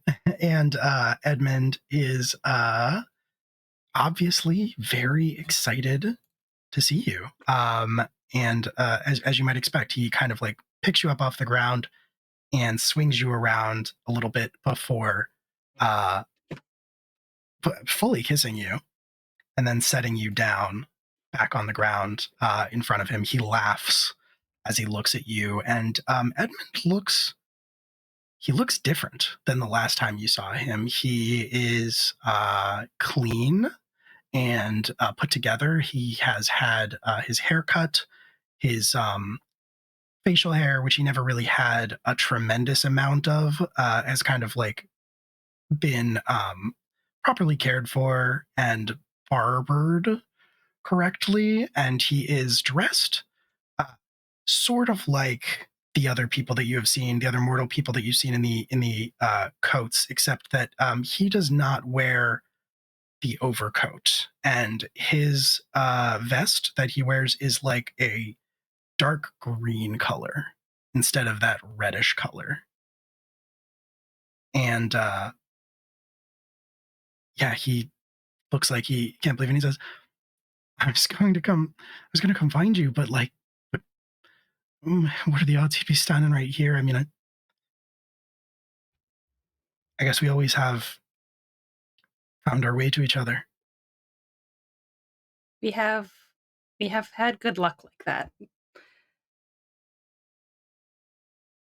You look healthy. I think this is a good sign then that things are going well. Yeah? His expression loses that happiness, but yeah, his expression loses that sort of like happy expression, but just for a split second, and something else flashes across it, and then it's kind of back in place, but a little more subdued. And he says, "Things are good. We'll talk about it, I'm sure." And then sort of like looks around and sees all of you and says, "Wayne, Hunter, Max, it's good to see you. It's really good to see you." Same to you. You look I give good. him a high five with my metal arm. Oh, that's new. It's pretty cool. That's how does that? And he kind of like can't help himself. He kind of leans in. He's like, "How does that work exactly?" And he starts like holding it up and is like trying to examine it a little more closely. As he examines it, it turns into a shield, then it turns into a sword, then it turns into an axe. Right. Okay. Sure. Cheating. Got it. Yep. Yep.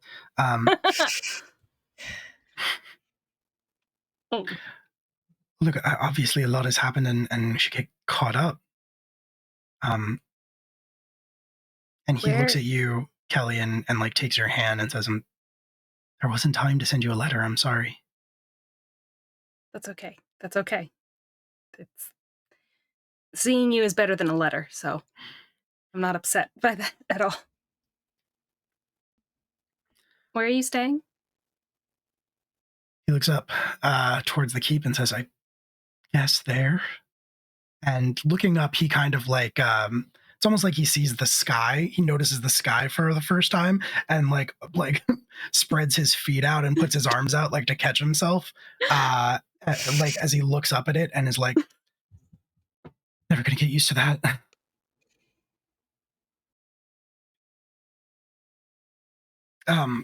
Up there, I think that's where everybody's heading. Good. That is also where I am staying. So good. Works out. Listen, and he sort of lowers his voice and says, I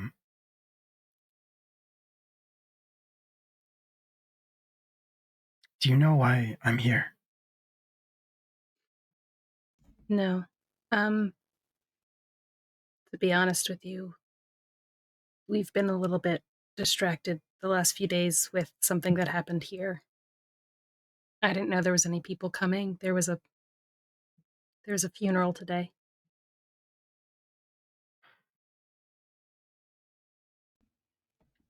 I'm sorry, was it someone you knew?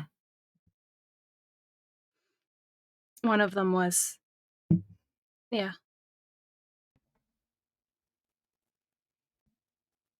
So sorry.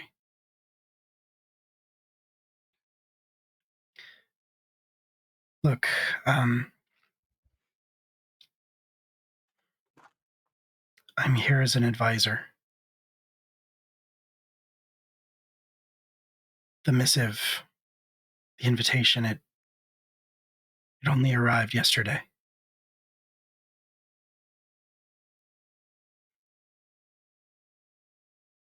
Advising who? And then another familiar voice says, that would be me. And almost materializing out of the shadows behind Edmund, placing a hand jovially on his shoulder, you recognize Marius, the vampire that you aligned yourselves with in Barrow to overthrow the head.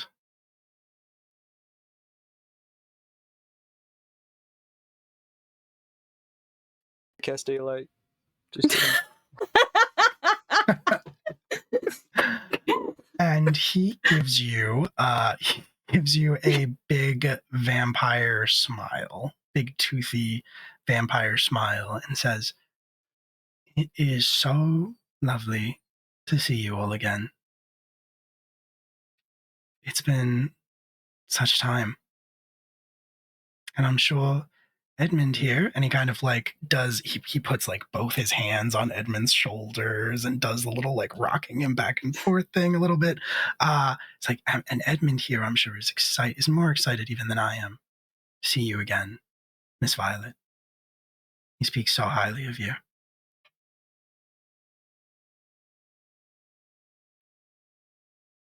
That's kind.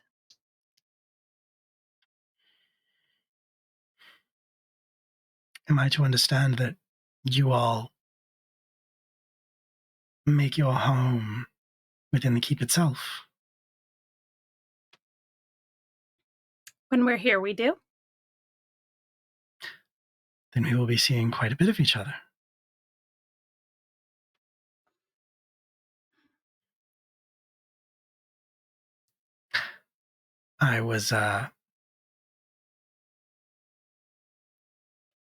I'm told that there have recently been several vacancies made on the Council of Calderon as a gesture of goodwill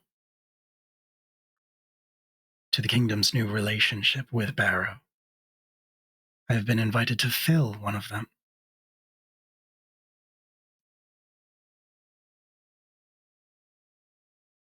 Gonna keep you very busy, I'm sure. I'm sure. Well, in that case, there's really no sense in us all standing around here. Shall we? No. By all means. Lead the way. Ellie's gonna turn to face the keep. She's gonna make eye contact with the others and just be like, "Can you fucking believe this shit?" look like over at Wayne, over at Hunter, over at Max. How dare Max on the ground, like, "Oh my god." I was like, just when did he get here? We look down at Max to see what he's thinking, and he's taking a nap. Max is like, don't let those kids tell you when you can still. Wayne, you're still number one. Thanks, buddy. Your guys. My book. You all look down at Max. Oh no. Oh, fuck me. Just never point out Max. Never mention Max.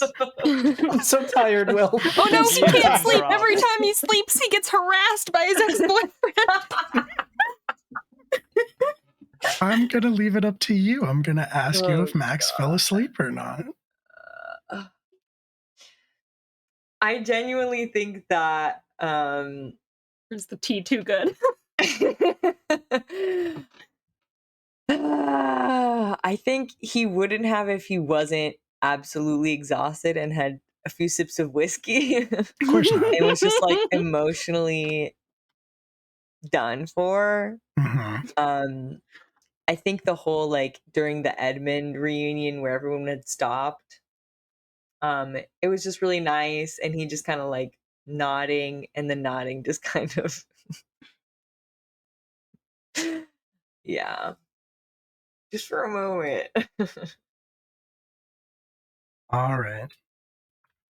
We don't I have to do think that- anything. It's fine anyway. No, Max can wake up. yeah. I wouldn't want to like rob you of anything. So,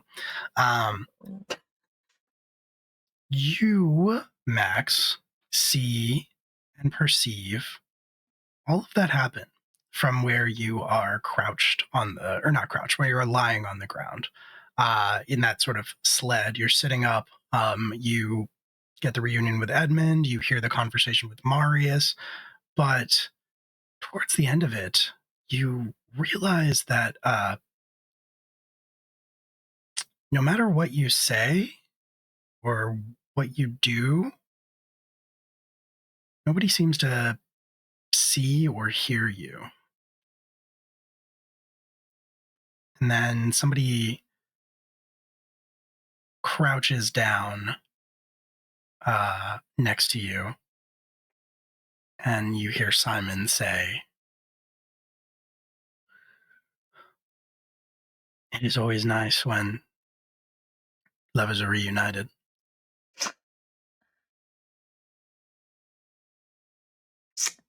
Keep coming back, and I'll just keep having the opportunity to do this. And then I think Max has to like Yeah. You swing at him, and then like suddenly he's on the other side of you, and he says, "Max." I think Max is like a little slow too. He's Yeah, yeah. tired.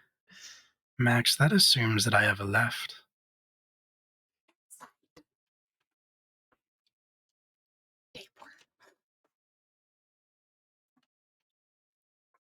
I think Max is just going to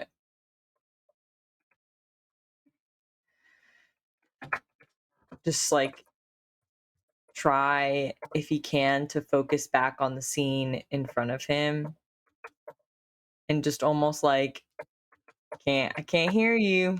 I'm actually awake right now. I'm actually so awake right now. They are actually moving away from you. You see Hunter and Kelly and Edmund and Marius and Wayne leaving, and you are not able to follow them. I think in that case, I think Max just starts like pinching himself like are you doing you're a kid? And if that doesn't work, I think literally just like smacking himself a little bit, just kind of like trying to wake up. I'm not here to hold you hostage, Max. You can wake up whenever you want. But I'm not And that's what going I'm going to anywhere do. either. Okay. Well, neither am I. So am I really stuck with you, or are you stuck with me?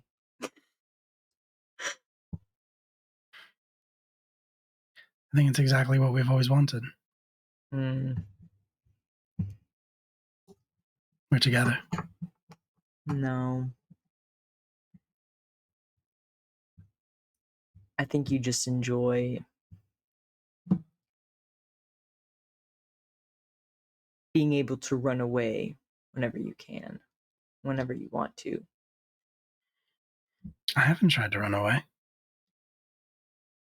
You're the one who said that you wanted to wake up, that you were done talking to me. Mm. You ran away from my fist, though.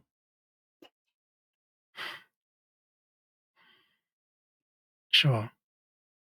Mhm.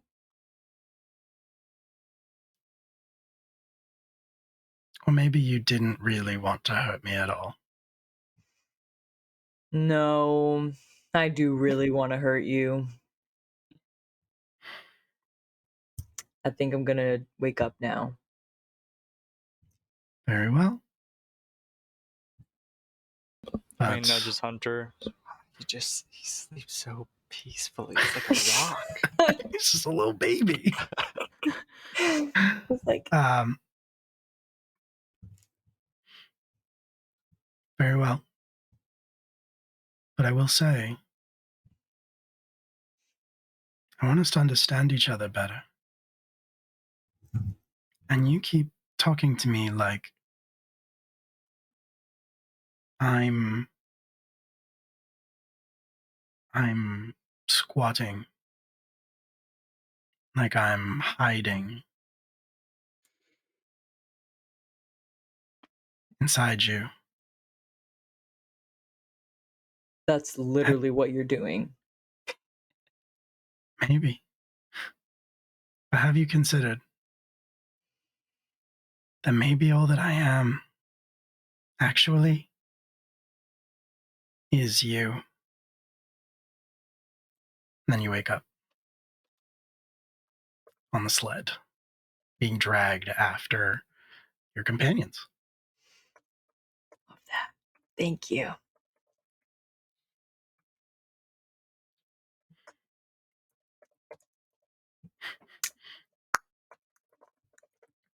And you make your way up the steps to Calderon Keep, all of you. And I think Edmund will walk beside you, Kelly, and take your hand in his hand, and will use that opportunity to try to talk to you very quietly. Yeah. And will say, that is what I meant about not being able to send you a letter. I would have warned you if I could.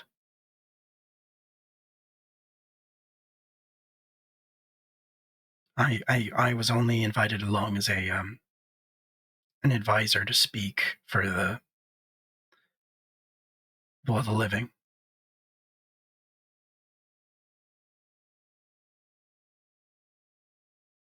It's all right that you weren't able to warn me, but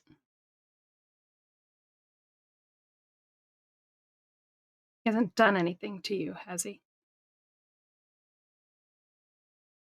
He looks confused for a second, and then shakes his head and says, What could he have done to me?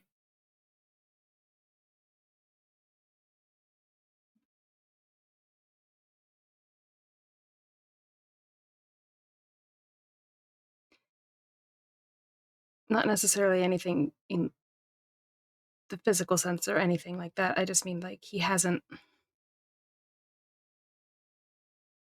threatened you or belittled you or treated you poorly.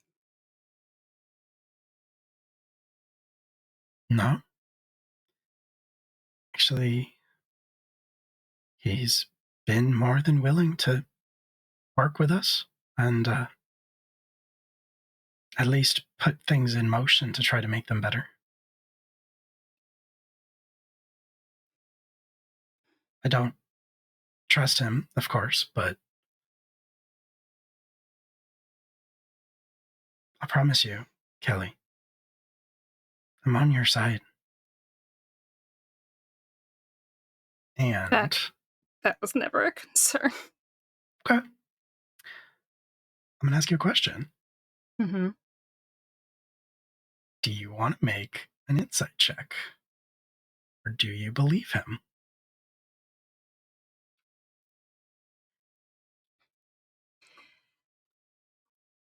think I want to make the insight check because here's the thing. Kelly does believe him, but she also, knows that there are things that Marius could have done that maybe he isn't aware of. Mm-hmm. So I do want to still do the insight check because Right. I believe that he believes what he's saying.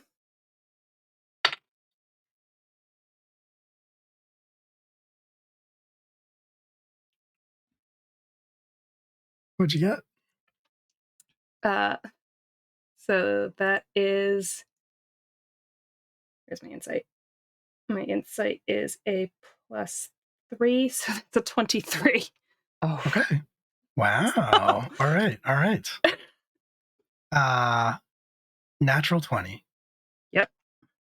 Amazing. Okay.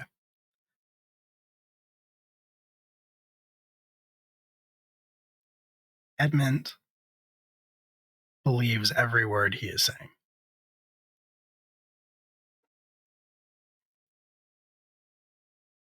All right.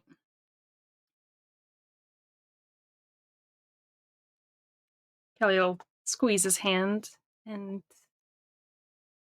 she'll say, if you have time that you're able to, when they don't have these meetings or these council things where you have to speak, I'll have to take you around and show you the city. I would like that so much. I don't think that I'll be giving many speeches. I think I'm only here to advise. I imagine I'll have to sit in on council meetings like the one tonight, but I don't think that'll take long. I think it's just to swear them in. At least that's what we were told. More than likely. I think we might, or at least I might stay and watch the proceedings. If Mirrodin gets to flit in and out of these kinds of things, I don't see why I can't. I don't know who that is, but all right.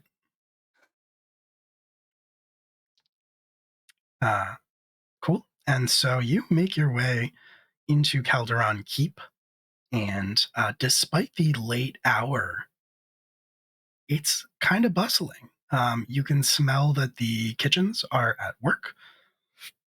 You see people, staff members, sort of flitting around, and this procession from Barrow pretty much goes right up the center staircase and towards the council chambers at the very top of those stairs, which have these two giant double doors that are currently open, but just enough to walk through, not like fully thrown open.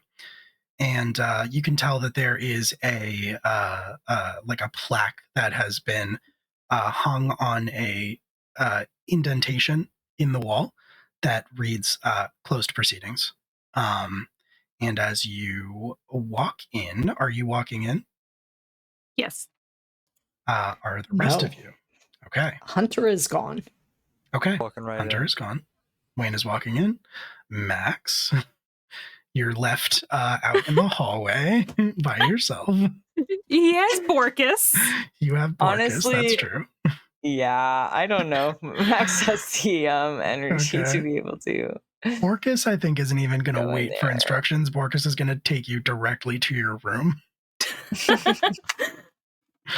and then, tuck you in.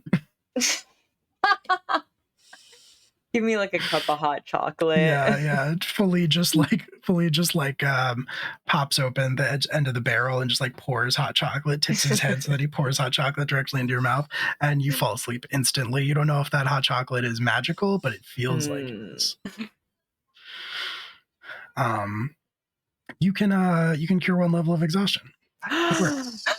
Borkus. Yeah. Ooh. I'm a little better. Yeah, you feel a little better. Kelly and Wayne, you walk into the council chambers, and if anybody takes issue with you being there, they don't say anything. you maybe get a couple of glances, but it seems like you have become important enough that you can kind of do what you want, kind of like Mirden does. Yeah. And yeah, so most of what this is, as far as you can tell, as you step into the room, is like it's sort of a very formal mixer. At least that's what it appears to be at the moment. People are shaking hands and introducing themselves, and that's and mingling with each other. There are snacks laid out on the table. There are beverages that people have in their hands. You can help yourselves if you want to. What are your passive perceptions? 17. I think it's 17. like I knew 9. Kelsey was high. Yeah, that sounds right. Wayne, Wayne, you're like, oh, grapes. They got grapes. Yeah, just in time. Rip it, baby. Slop that down, Thank you dude. for the donation. Yeah, dude. Thank you so Crack much one for the big donation. boy. Put another advantage in the pool for that one. Thanks so much for the donation to Rainbow Railroad. We super appreciate it. Yeah, Wayne, they got grapes. That's very exciting. And Kelly, you do recognize some people. You've seen a lot of the council members before. But you recognize a couple of faces. One, you see Mirden, and he is standing, and he is put together. He is more put together than you have seen him since he arrived here, or since you arrived here. He is dressed in sort of like this black ensemble that looks vaguely wizardy. It's kind of like flowing and sort of like baggy in some places, tight in others, but it's like solid black, and it complements the like sort of salt and pepper of his hair and his beard. And his hair is cleaned, his beard is groomed, his hair is pulled back into a small like braid at the base of his neck. You see him sitting off by himself, away from everybody else. You would also recognize Lord Corvid Blackwing, whomst you met in Stormhold. He is very tall and built like a steel cable, and kind of sallow-faced with this sort of lank, kind of greasy black hair with parallel scars across his cheeks. And he just sort of has a glass of alcohol in his hand, and is sort of a very dour expression on his face, almost daring anybody to come talk to him, which nobody is doing. I mean, Kelly will give him the nod. We're familiar, at least. And he will give you the barest perception of a nod and the smallest tip of his glass in your direction. And you see Marius, of course. Yep. And you also see Mansardane. Oh. Big Sort of smiles. showing off a new prosthetic arm, not one like Wayne's that moves and functions. At least it does not appear to. It is purely decorative, but it is gaudy would be an understatement. And before too long, the person that you saw speaking with Mirden, the person that you interrupted the other day, the younger man. I have his name somewhere. Okay. Cool, me too, but why don't you say it? No. Ooh, grapes. Oh, grapes. Well, that's the part where the buddy died. Wrong place. Yeah, he's got a name. It's fine. But you recognize him. And he is kind of standing at the front of the table, at the head of the table. And as you take in the crowd and recognize those faces, he knocks a small stick that is carved with some very ornate symbols on the table itself. And it sort of makes this hollow, resonant noise. And the assembled people go silent. The conversation dies out, and the mood turns serious pretty quickly. And almost as one, everybody moves to a chair around the circular table that takes up almost the entirety of this room, including Lord Blackwing. And he is like about a Tamberley, sure, yeah, that's his name. And Lord Blackwing is like a foot taller than almost everybody else in this room except for Mirden. And yeah, Tamberley says, on behalf of the Council of Calderon, I would like to call this meeting to order. Our first and only order of business tonight is to swear in our new members. I would like to extend a gracious invitation to those who have traveled farthest, Lord Blackwing, and he inclines his head. Lord Blackwing does not acknowledge him in the slightest, and he does not seem fazed by that, like he expects it, and then says, and of course, Marius Ingavir, all the way from Barrow. Sorry, Lord Marius. And Marius sort of like acknowledges the mistake graciously. And he says, and though he has not traveled far, we are, of course, honored that at last, since he has returned to us, Mirden Wilt himself will be joining us as a member of the Council of Calderon. Would anybody like to take this opportunity to raise any objections? And then Mance clears his throat, and he says, and of course, we are also joined by Lord Mansardane for the third open seat on the council. You get the impression that Tamberley is not necessarily ecstatic about this addition. He says, yes, and now, would anybody like to raise any objections? And everybody kind of looks around. Mansardane. What did you say? I object to Mansardane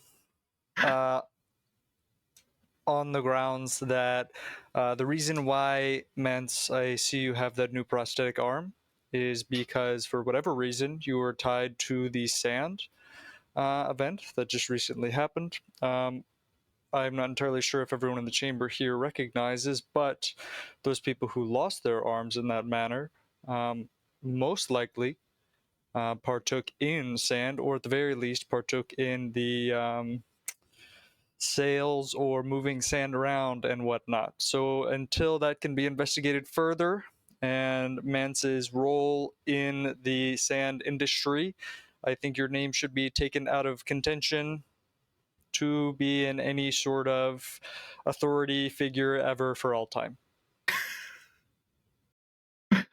Incredible. Mance Ardane sees you standing there, and like the color kind of drains from his face, but he like puffs himself up, and then he goes bright red, and he says, well, Mr. Hovacek, I can't help but notice that you yourself seem to be in possession of a prosthetic arm. Absolutely. Thank you for pointing that out, Mance. I lost this arm in defense of the city, as many here, my companion, can attest to. How did you lose your arm there, Mance? Alternatively, we could also point out Kelly, the fact when you talk, Mance is going to talk over you.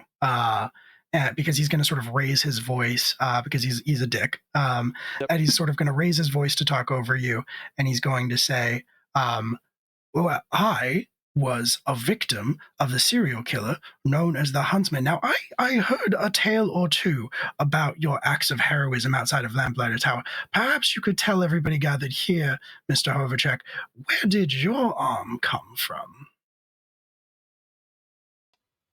I took this arm from the same man that took your arm, after I bested him. And as my right, as the victor of that fight, and as the savior of this city, this is the spoils of that war. Now, Matt, you I probably heard... wouldn't know much about that. Obviously, you don't get into fights, you don't protect yourself or those around you, you pay other people to do that. I was lying infirm in bed, but I did hear a different story. Because what I heard was that he fought at your side, and he gave you that arm as a gift. And there are gasps. Well, Mance, that's a very interesting take. What I'll point to then is that neither of us should be in contention for any role in this council, as we both have questionable history here.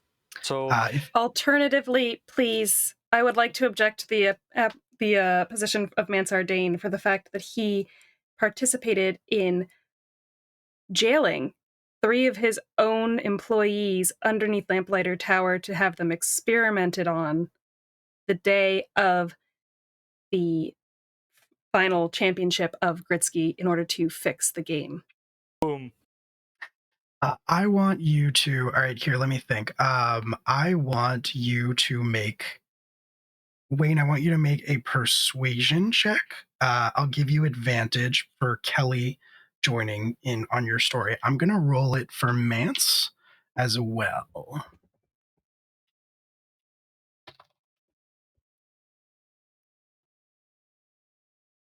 I didn't realize I was muted. That's a natural 20 without advantage. Holy shit! All right, Get incredible. fucked, Mansard Dane. Absolutely incredible. Fantastic. We love it when the dice tell a story. Okay.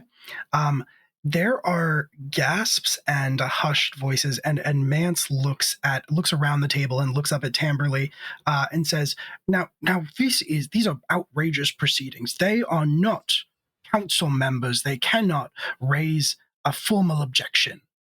And Tamberley looks at you and looks at Mance and sort of like winces and nods, sort of shrugs helplessly and says, That is technically correct.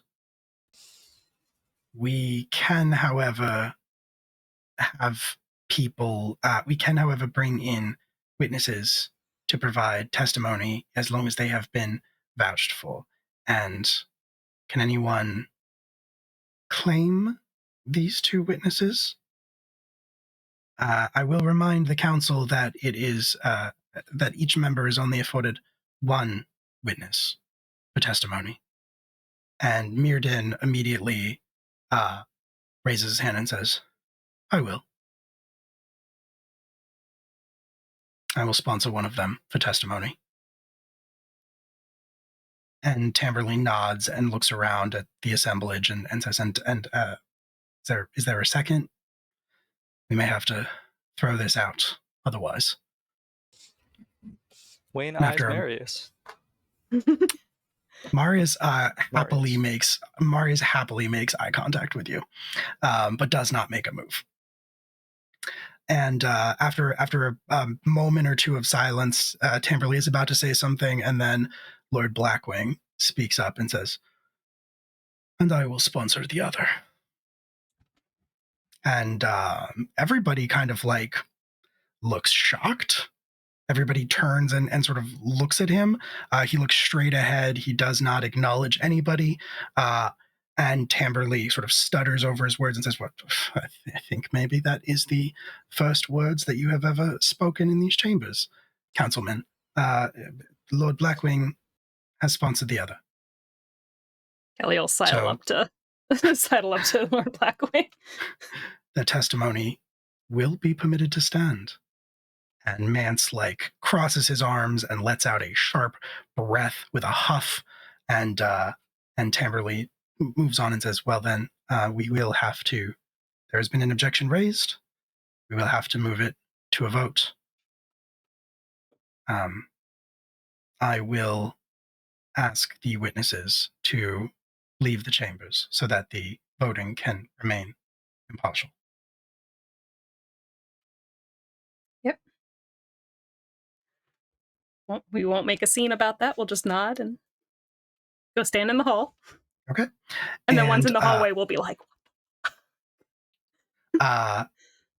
everybody who is not a member of the Council of Calderon leaves. So like Edmund, who is kind of standing behind, like offset from Marius, will also leave with you. A couple of the attendants from the Barrow delegation will also leave. A couple other people had like footmen and stuff, and they will leave as well with you all outside of the door.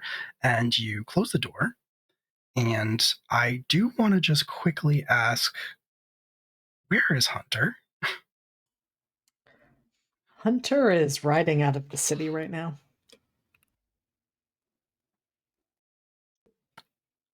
In where? In what? What? Okay, where? In a similar direction to where they used to go riding with other Hunter. Okay, all right. Are you going to that sort of hillside? Hmm. Okay. And then I will say that you get there. It is dark. There is very little wind. What are you doing? I think Hunter is just sitting there, just looking out absent-mindedly, petting Callisto as much as they can, given the thorns woven through him. And they are just sitting there in silence. And they are debating whether or not they're going to come back.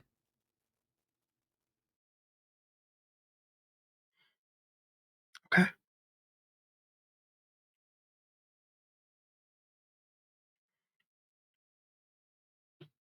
There is a moment, Hunter, as you are pondering this, that you feel. I imagine, I mean, you can tell me how Hunter feels in that exact moment. I would ask you. Hunter feels incredibly guilty.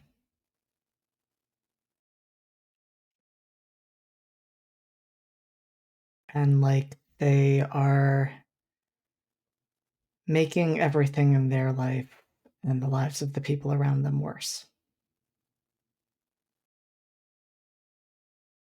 And they very much feel that they have been selfish.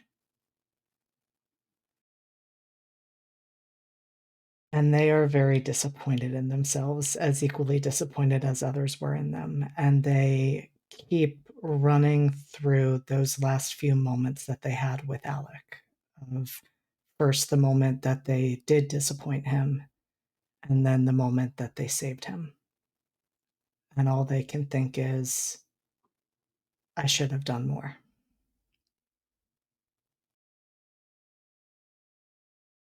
If I had done more, this wouldn't have happened. If I had found out what Simon was actually there to do, this wouldn't have happened. And so all of this is on me.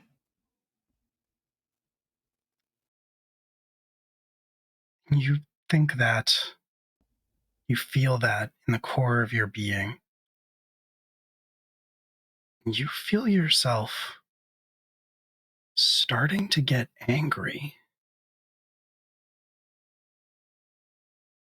And it grows and it grows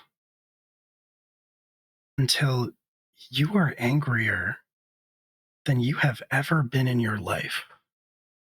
And there is a moment where you realize that this anger isn't coming from you. And I need you to make a charisma saving throw.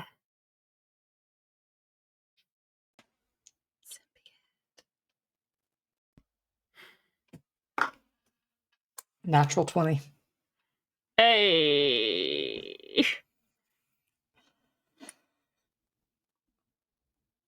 The anger is coming from the Ornock that is bound to you. This has never happened before, but the being that connects you to the spirit of the earth, of nature itself, of Anun as a whole, it is angry. And it wants you to hurt people.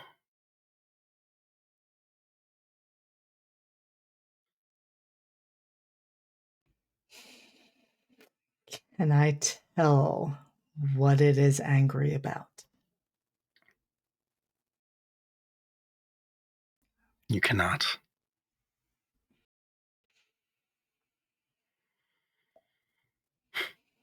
You fight it down. You hold it back. There is a second where you almost give into it. And then you realize that you are mad. You are hurt and you are upset. But you don't want to hurt anybody.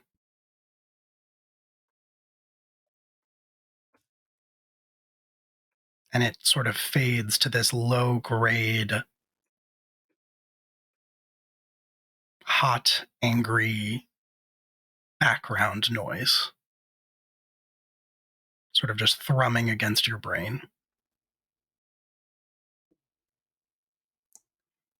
And I think that more than anything else is the proof that Hunter needs that there is something wrong with them.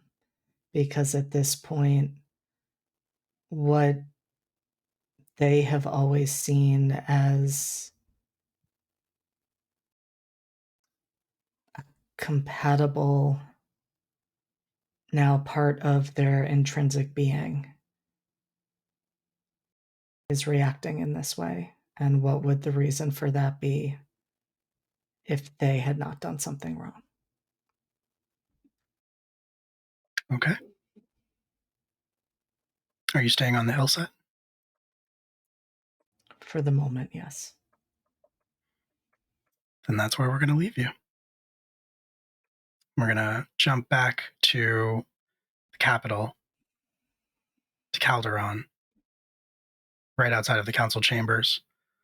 Kelly and Wayne, you stay there for a while. Other people start to disperse, or they go to get food in the dining hall. Edmund, of course, will stay by your side, Kelly. He seems confused, but I think he can probably tell you are not. This is not a good place to talk about anything. And a minute or two, well, actually, quite a few minutes go by before you hear that sort of resonant tone of the stick being struck against the table again, presumably by Tamberly. This time it is struck 2 times. Doors open, and the first person out the door is Mansar Dane. And he gives the briefest of pauses as he sees you standing there. Doesn't look directly at you, but he will lean in, his expression unreadable, Wayne, until it splits into a wide smile, and he says to you very quietly, "Nice try." And that is where we're going to leave this episode of Class Reunion. Thanks for coming out, everybody. Everybody feeling good? Everybody have a good time? I had a great time, actually. Oh. There is Oh, no right. justice in this world. I don't think I've ever been more hurt than when that little shithead in Barrow got the best of me. Oh boy. Oh You boy. hit me right in the heart, DM.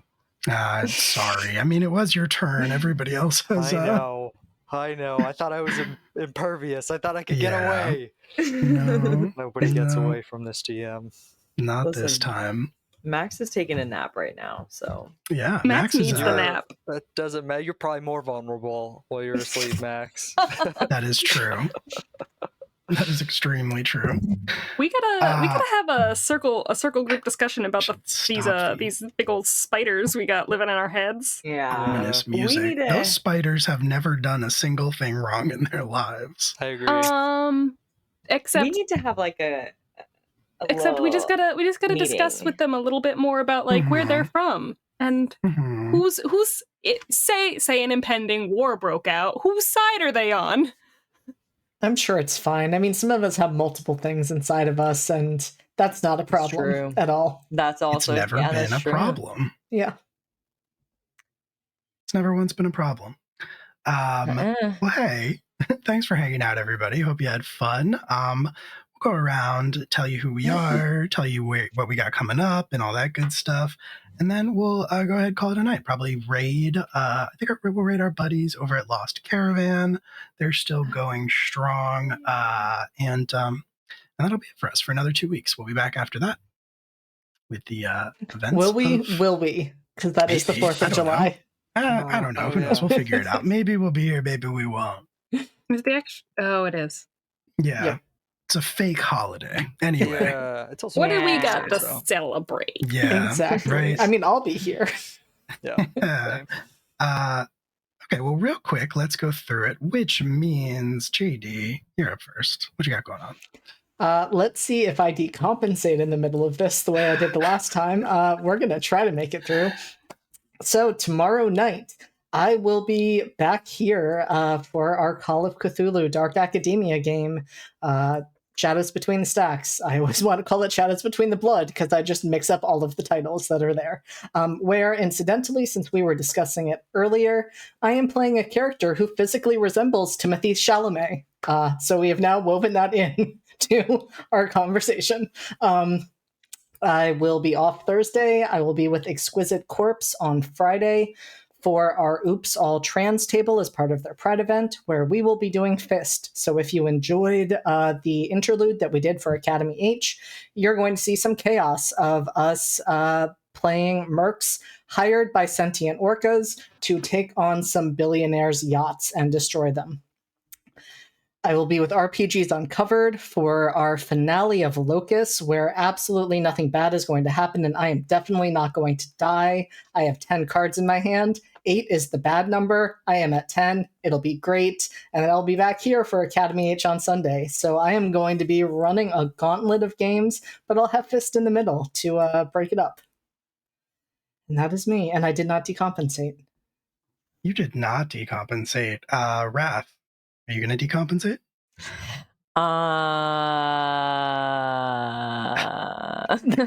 That's the answer. No, I'm great. Anyway, everything's great. Hello, I'm Raph. I played Max Miller, Sleepy Baby Boy today. Later this week, I'm chilling, right?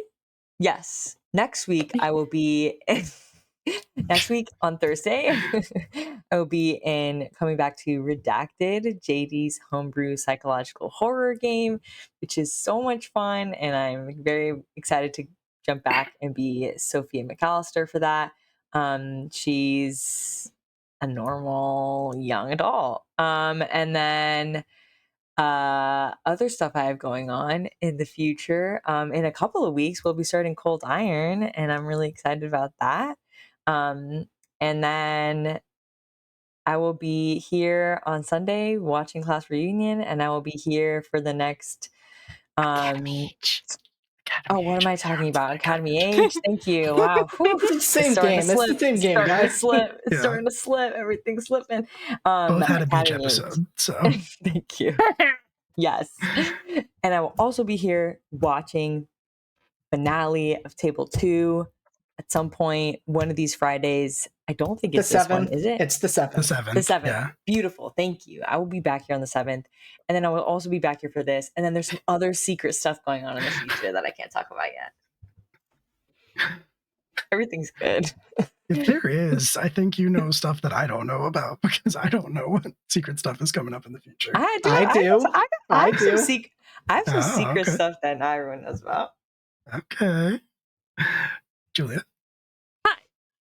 I'm Julia. Today I've been Kelly Violet, who has experienced a range of emotions today, but for the most part, she's very happy to be reunited with the love of her life. Hopefully, we get to ruin Mansardane's life in the next coming days. We shall see. I will be back here on Sunday for Academy H, where I will be Lyra Kroll, where everything will also be fine and good and cool. Eh. Maybe, probably not so much. Yeah, I guess we'll see.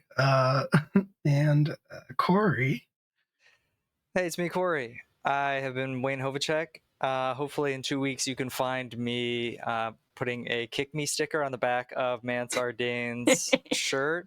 Other than that, I've always got some super secret stuff, going on. So catch me at Scoochius on Twitter.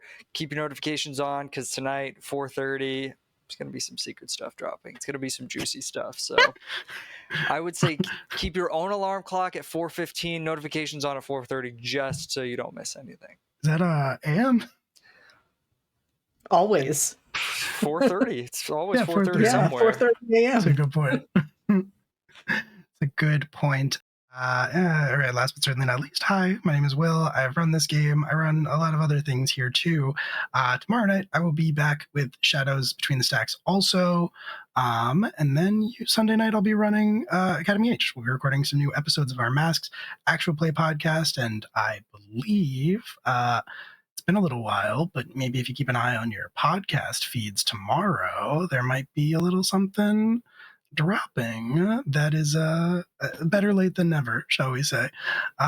So yeah, keep an eye out for that tomorrow, maybe, hopefully. And Sunday, yeah, more Academy H. Check it out. Next Tuesday is the final episode of Missing Numbers, the Eldritch Horror Pokemon TTRPG that was the third game we ever started on this channel. It has been going for almost as long as the channel has been around. It is wrapping up, and then Cold Iron will be starting the following week. So tune in for the end of Missing Numbers. Check it out. Check out Cold Iron the next 2 Tuesdays. And I think that's it. Yeah, I'm going to be at a ska show next Wednesday, so don't try to watch Shadows Between the Stacks. So that's it. That's what we got going on. There's a social media handle up above my head, and if that's the kind of thing you're into, go for it. There are social media links that you can follow us on if you're not already, if you want to know when we're going live and all the cool stuff that we got going on, which is a lot frequently. And if you're not already in the Discord community, you can find out that way too, or you can join it. It's a great place full of great people. We'd love to have you be a part of it. And that being said, we're going to hop over to Lost Caravan. If they're still live, they are. There are 2 raid messages in the chat. If you happen to be following us, subscribe to us, you can grab the first one. If not, grab the second one. But that's going to be it for us. Come along for the raid and say good night, everybody. Good night, Good night, everybody. everybody. Good night.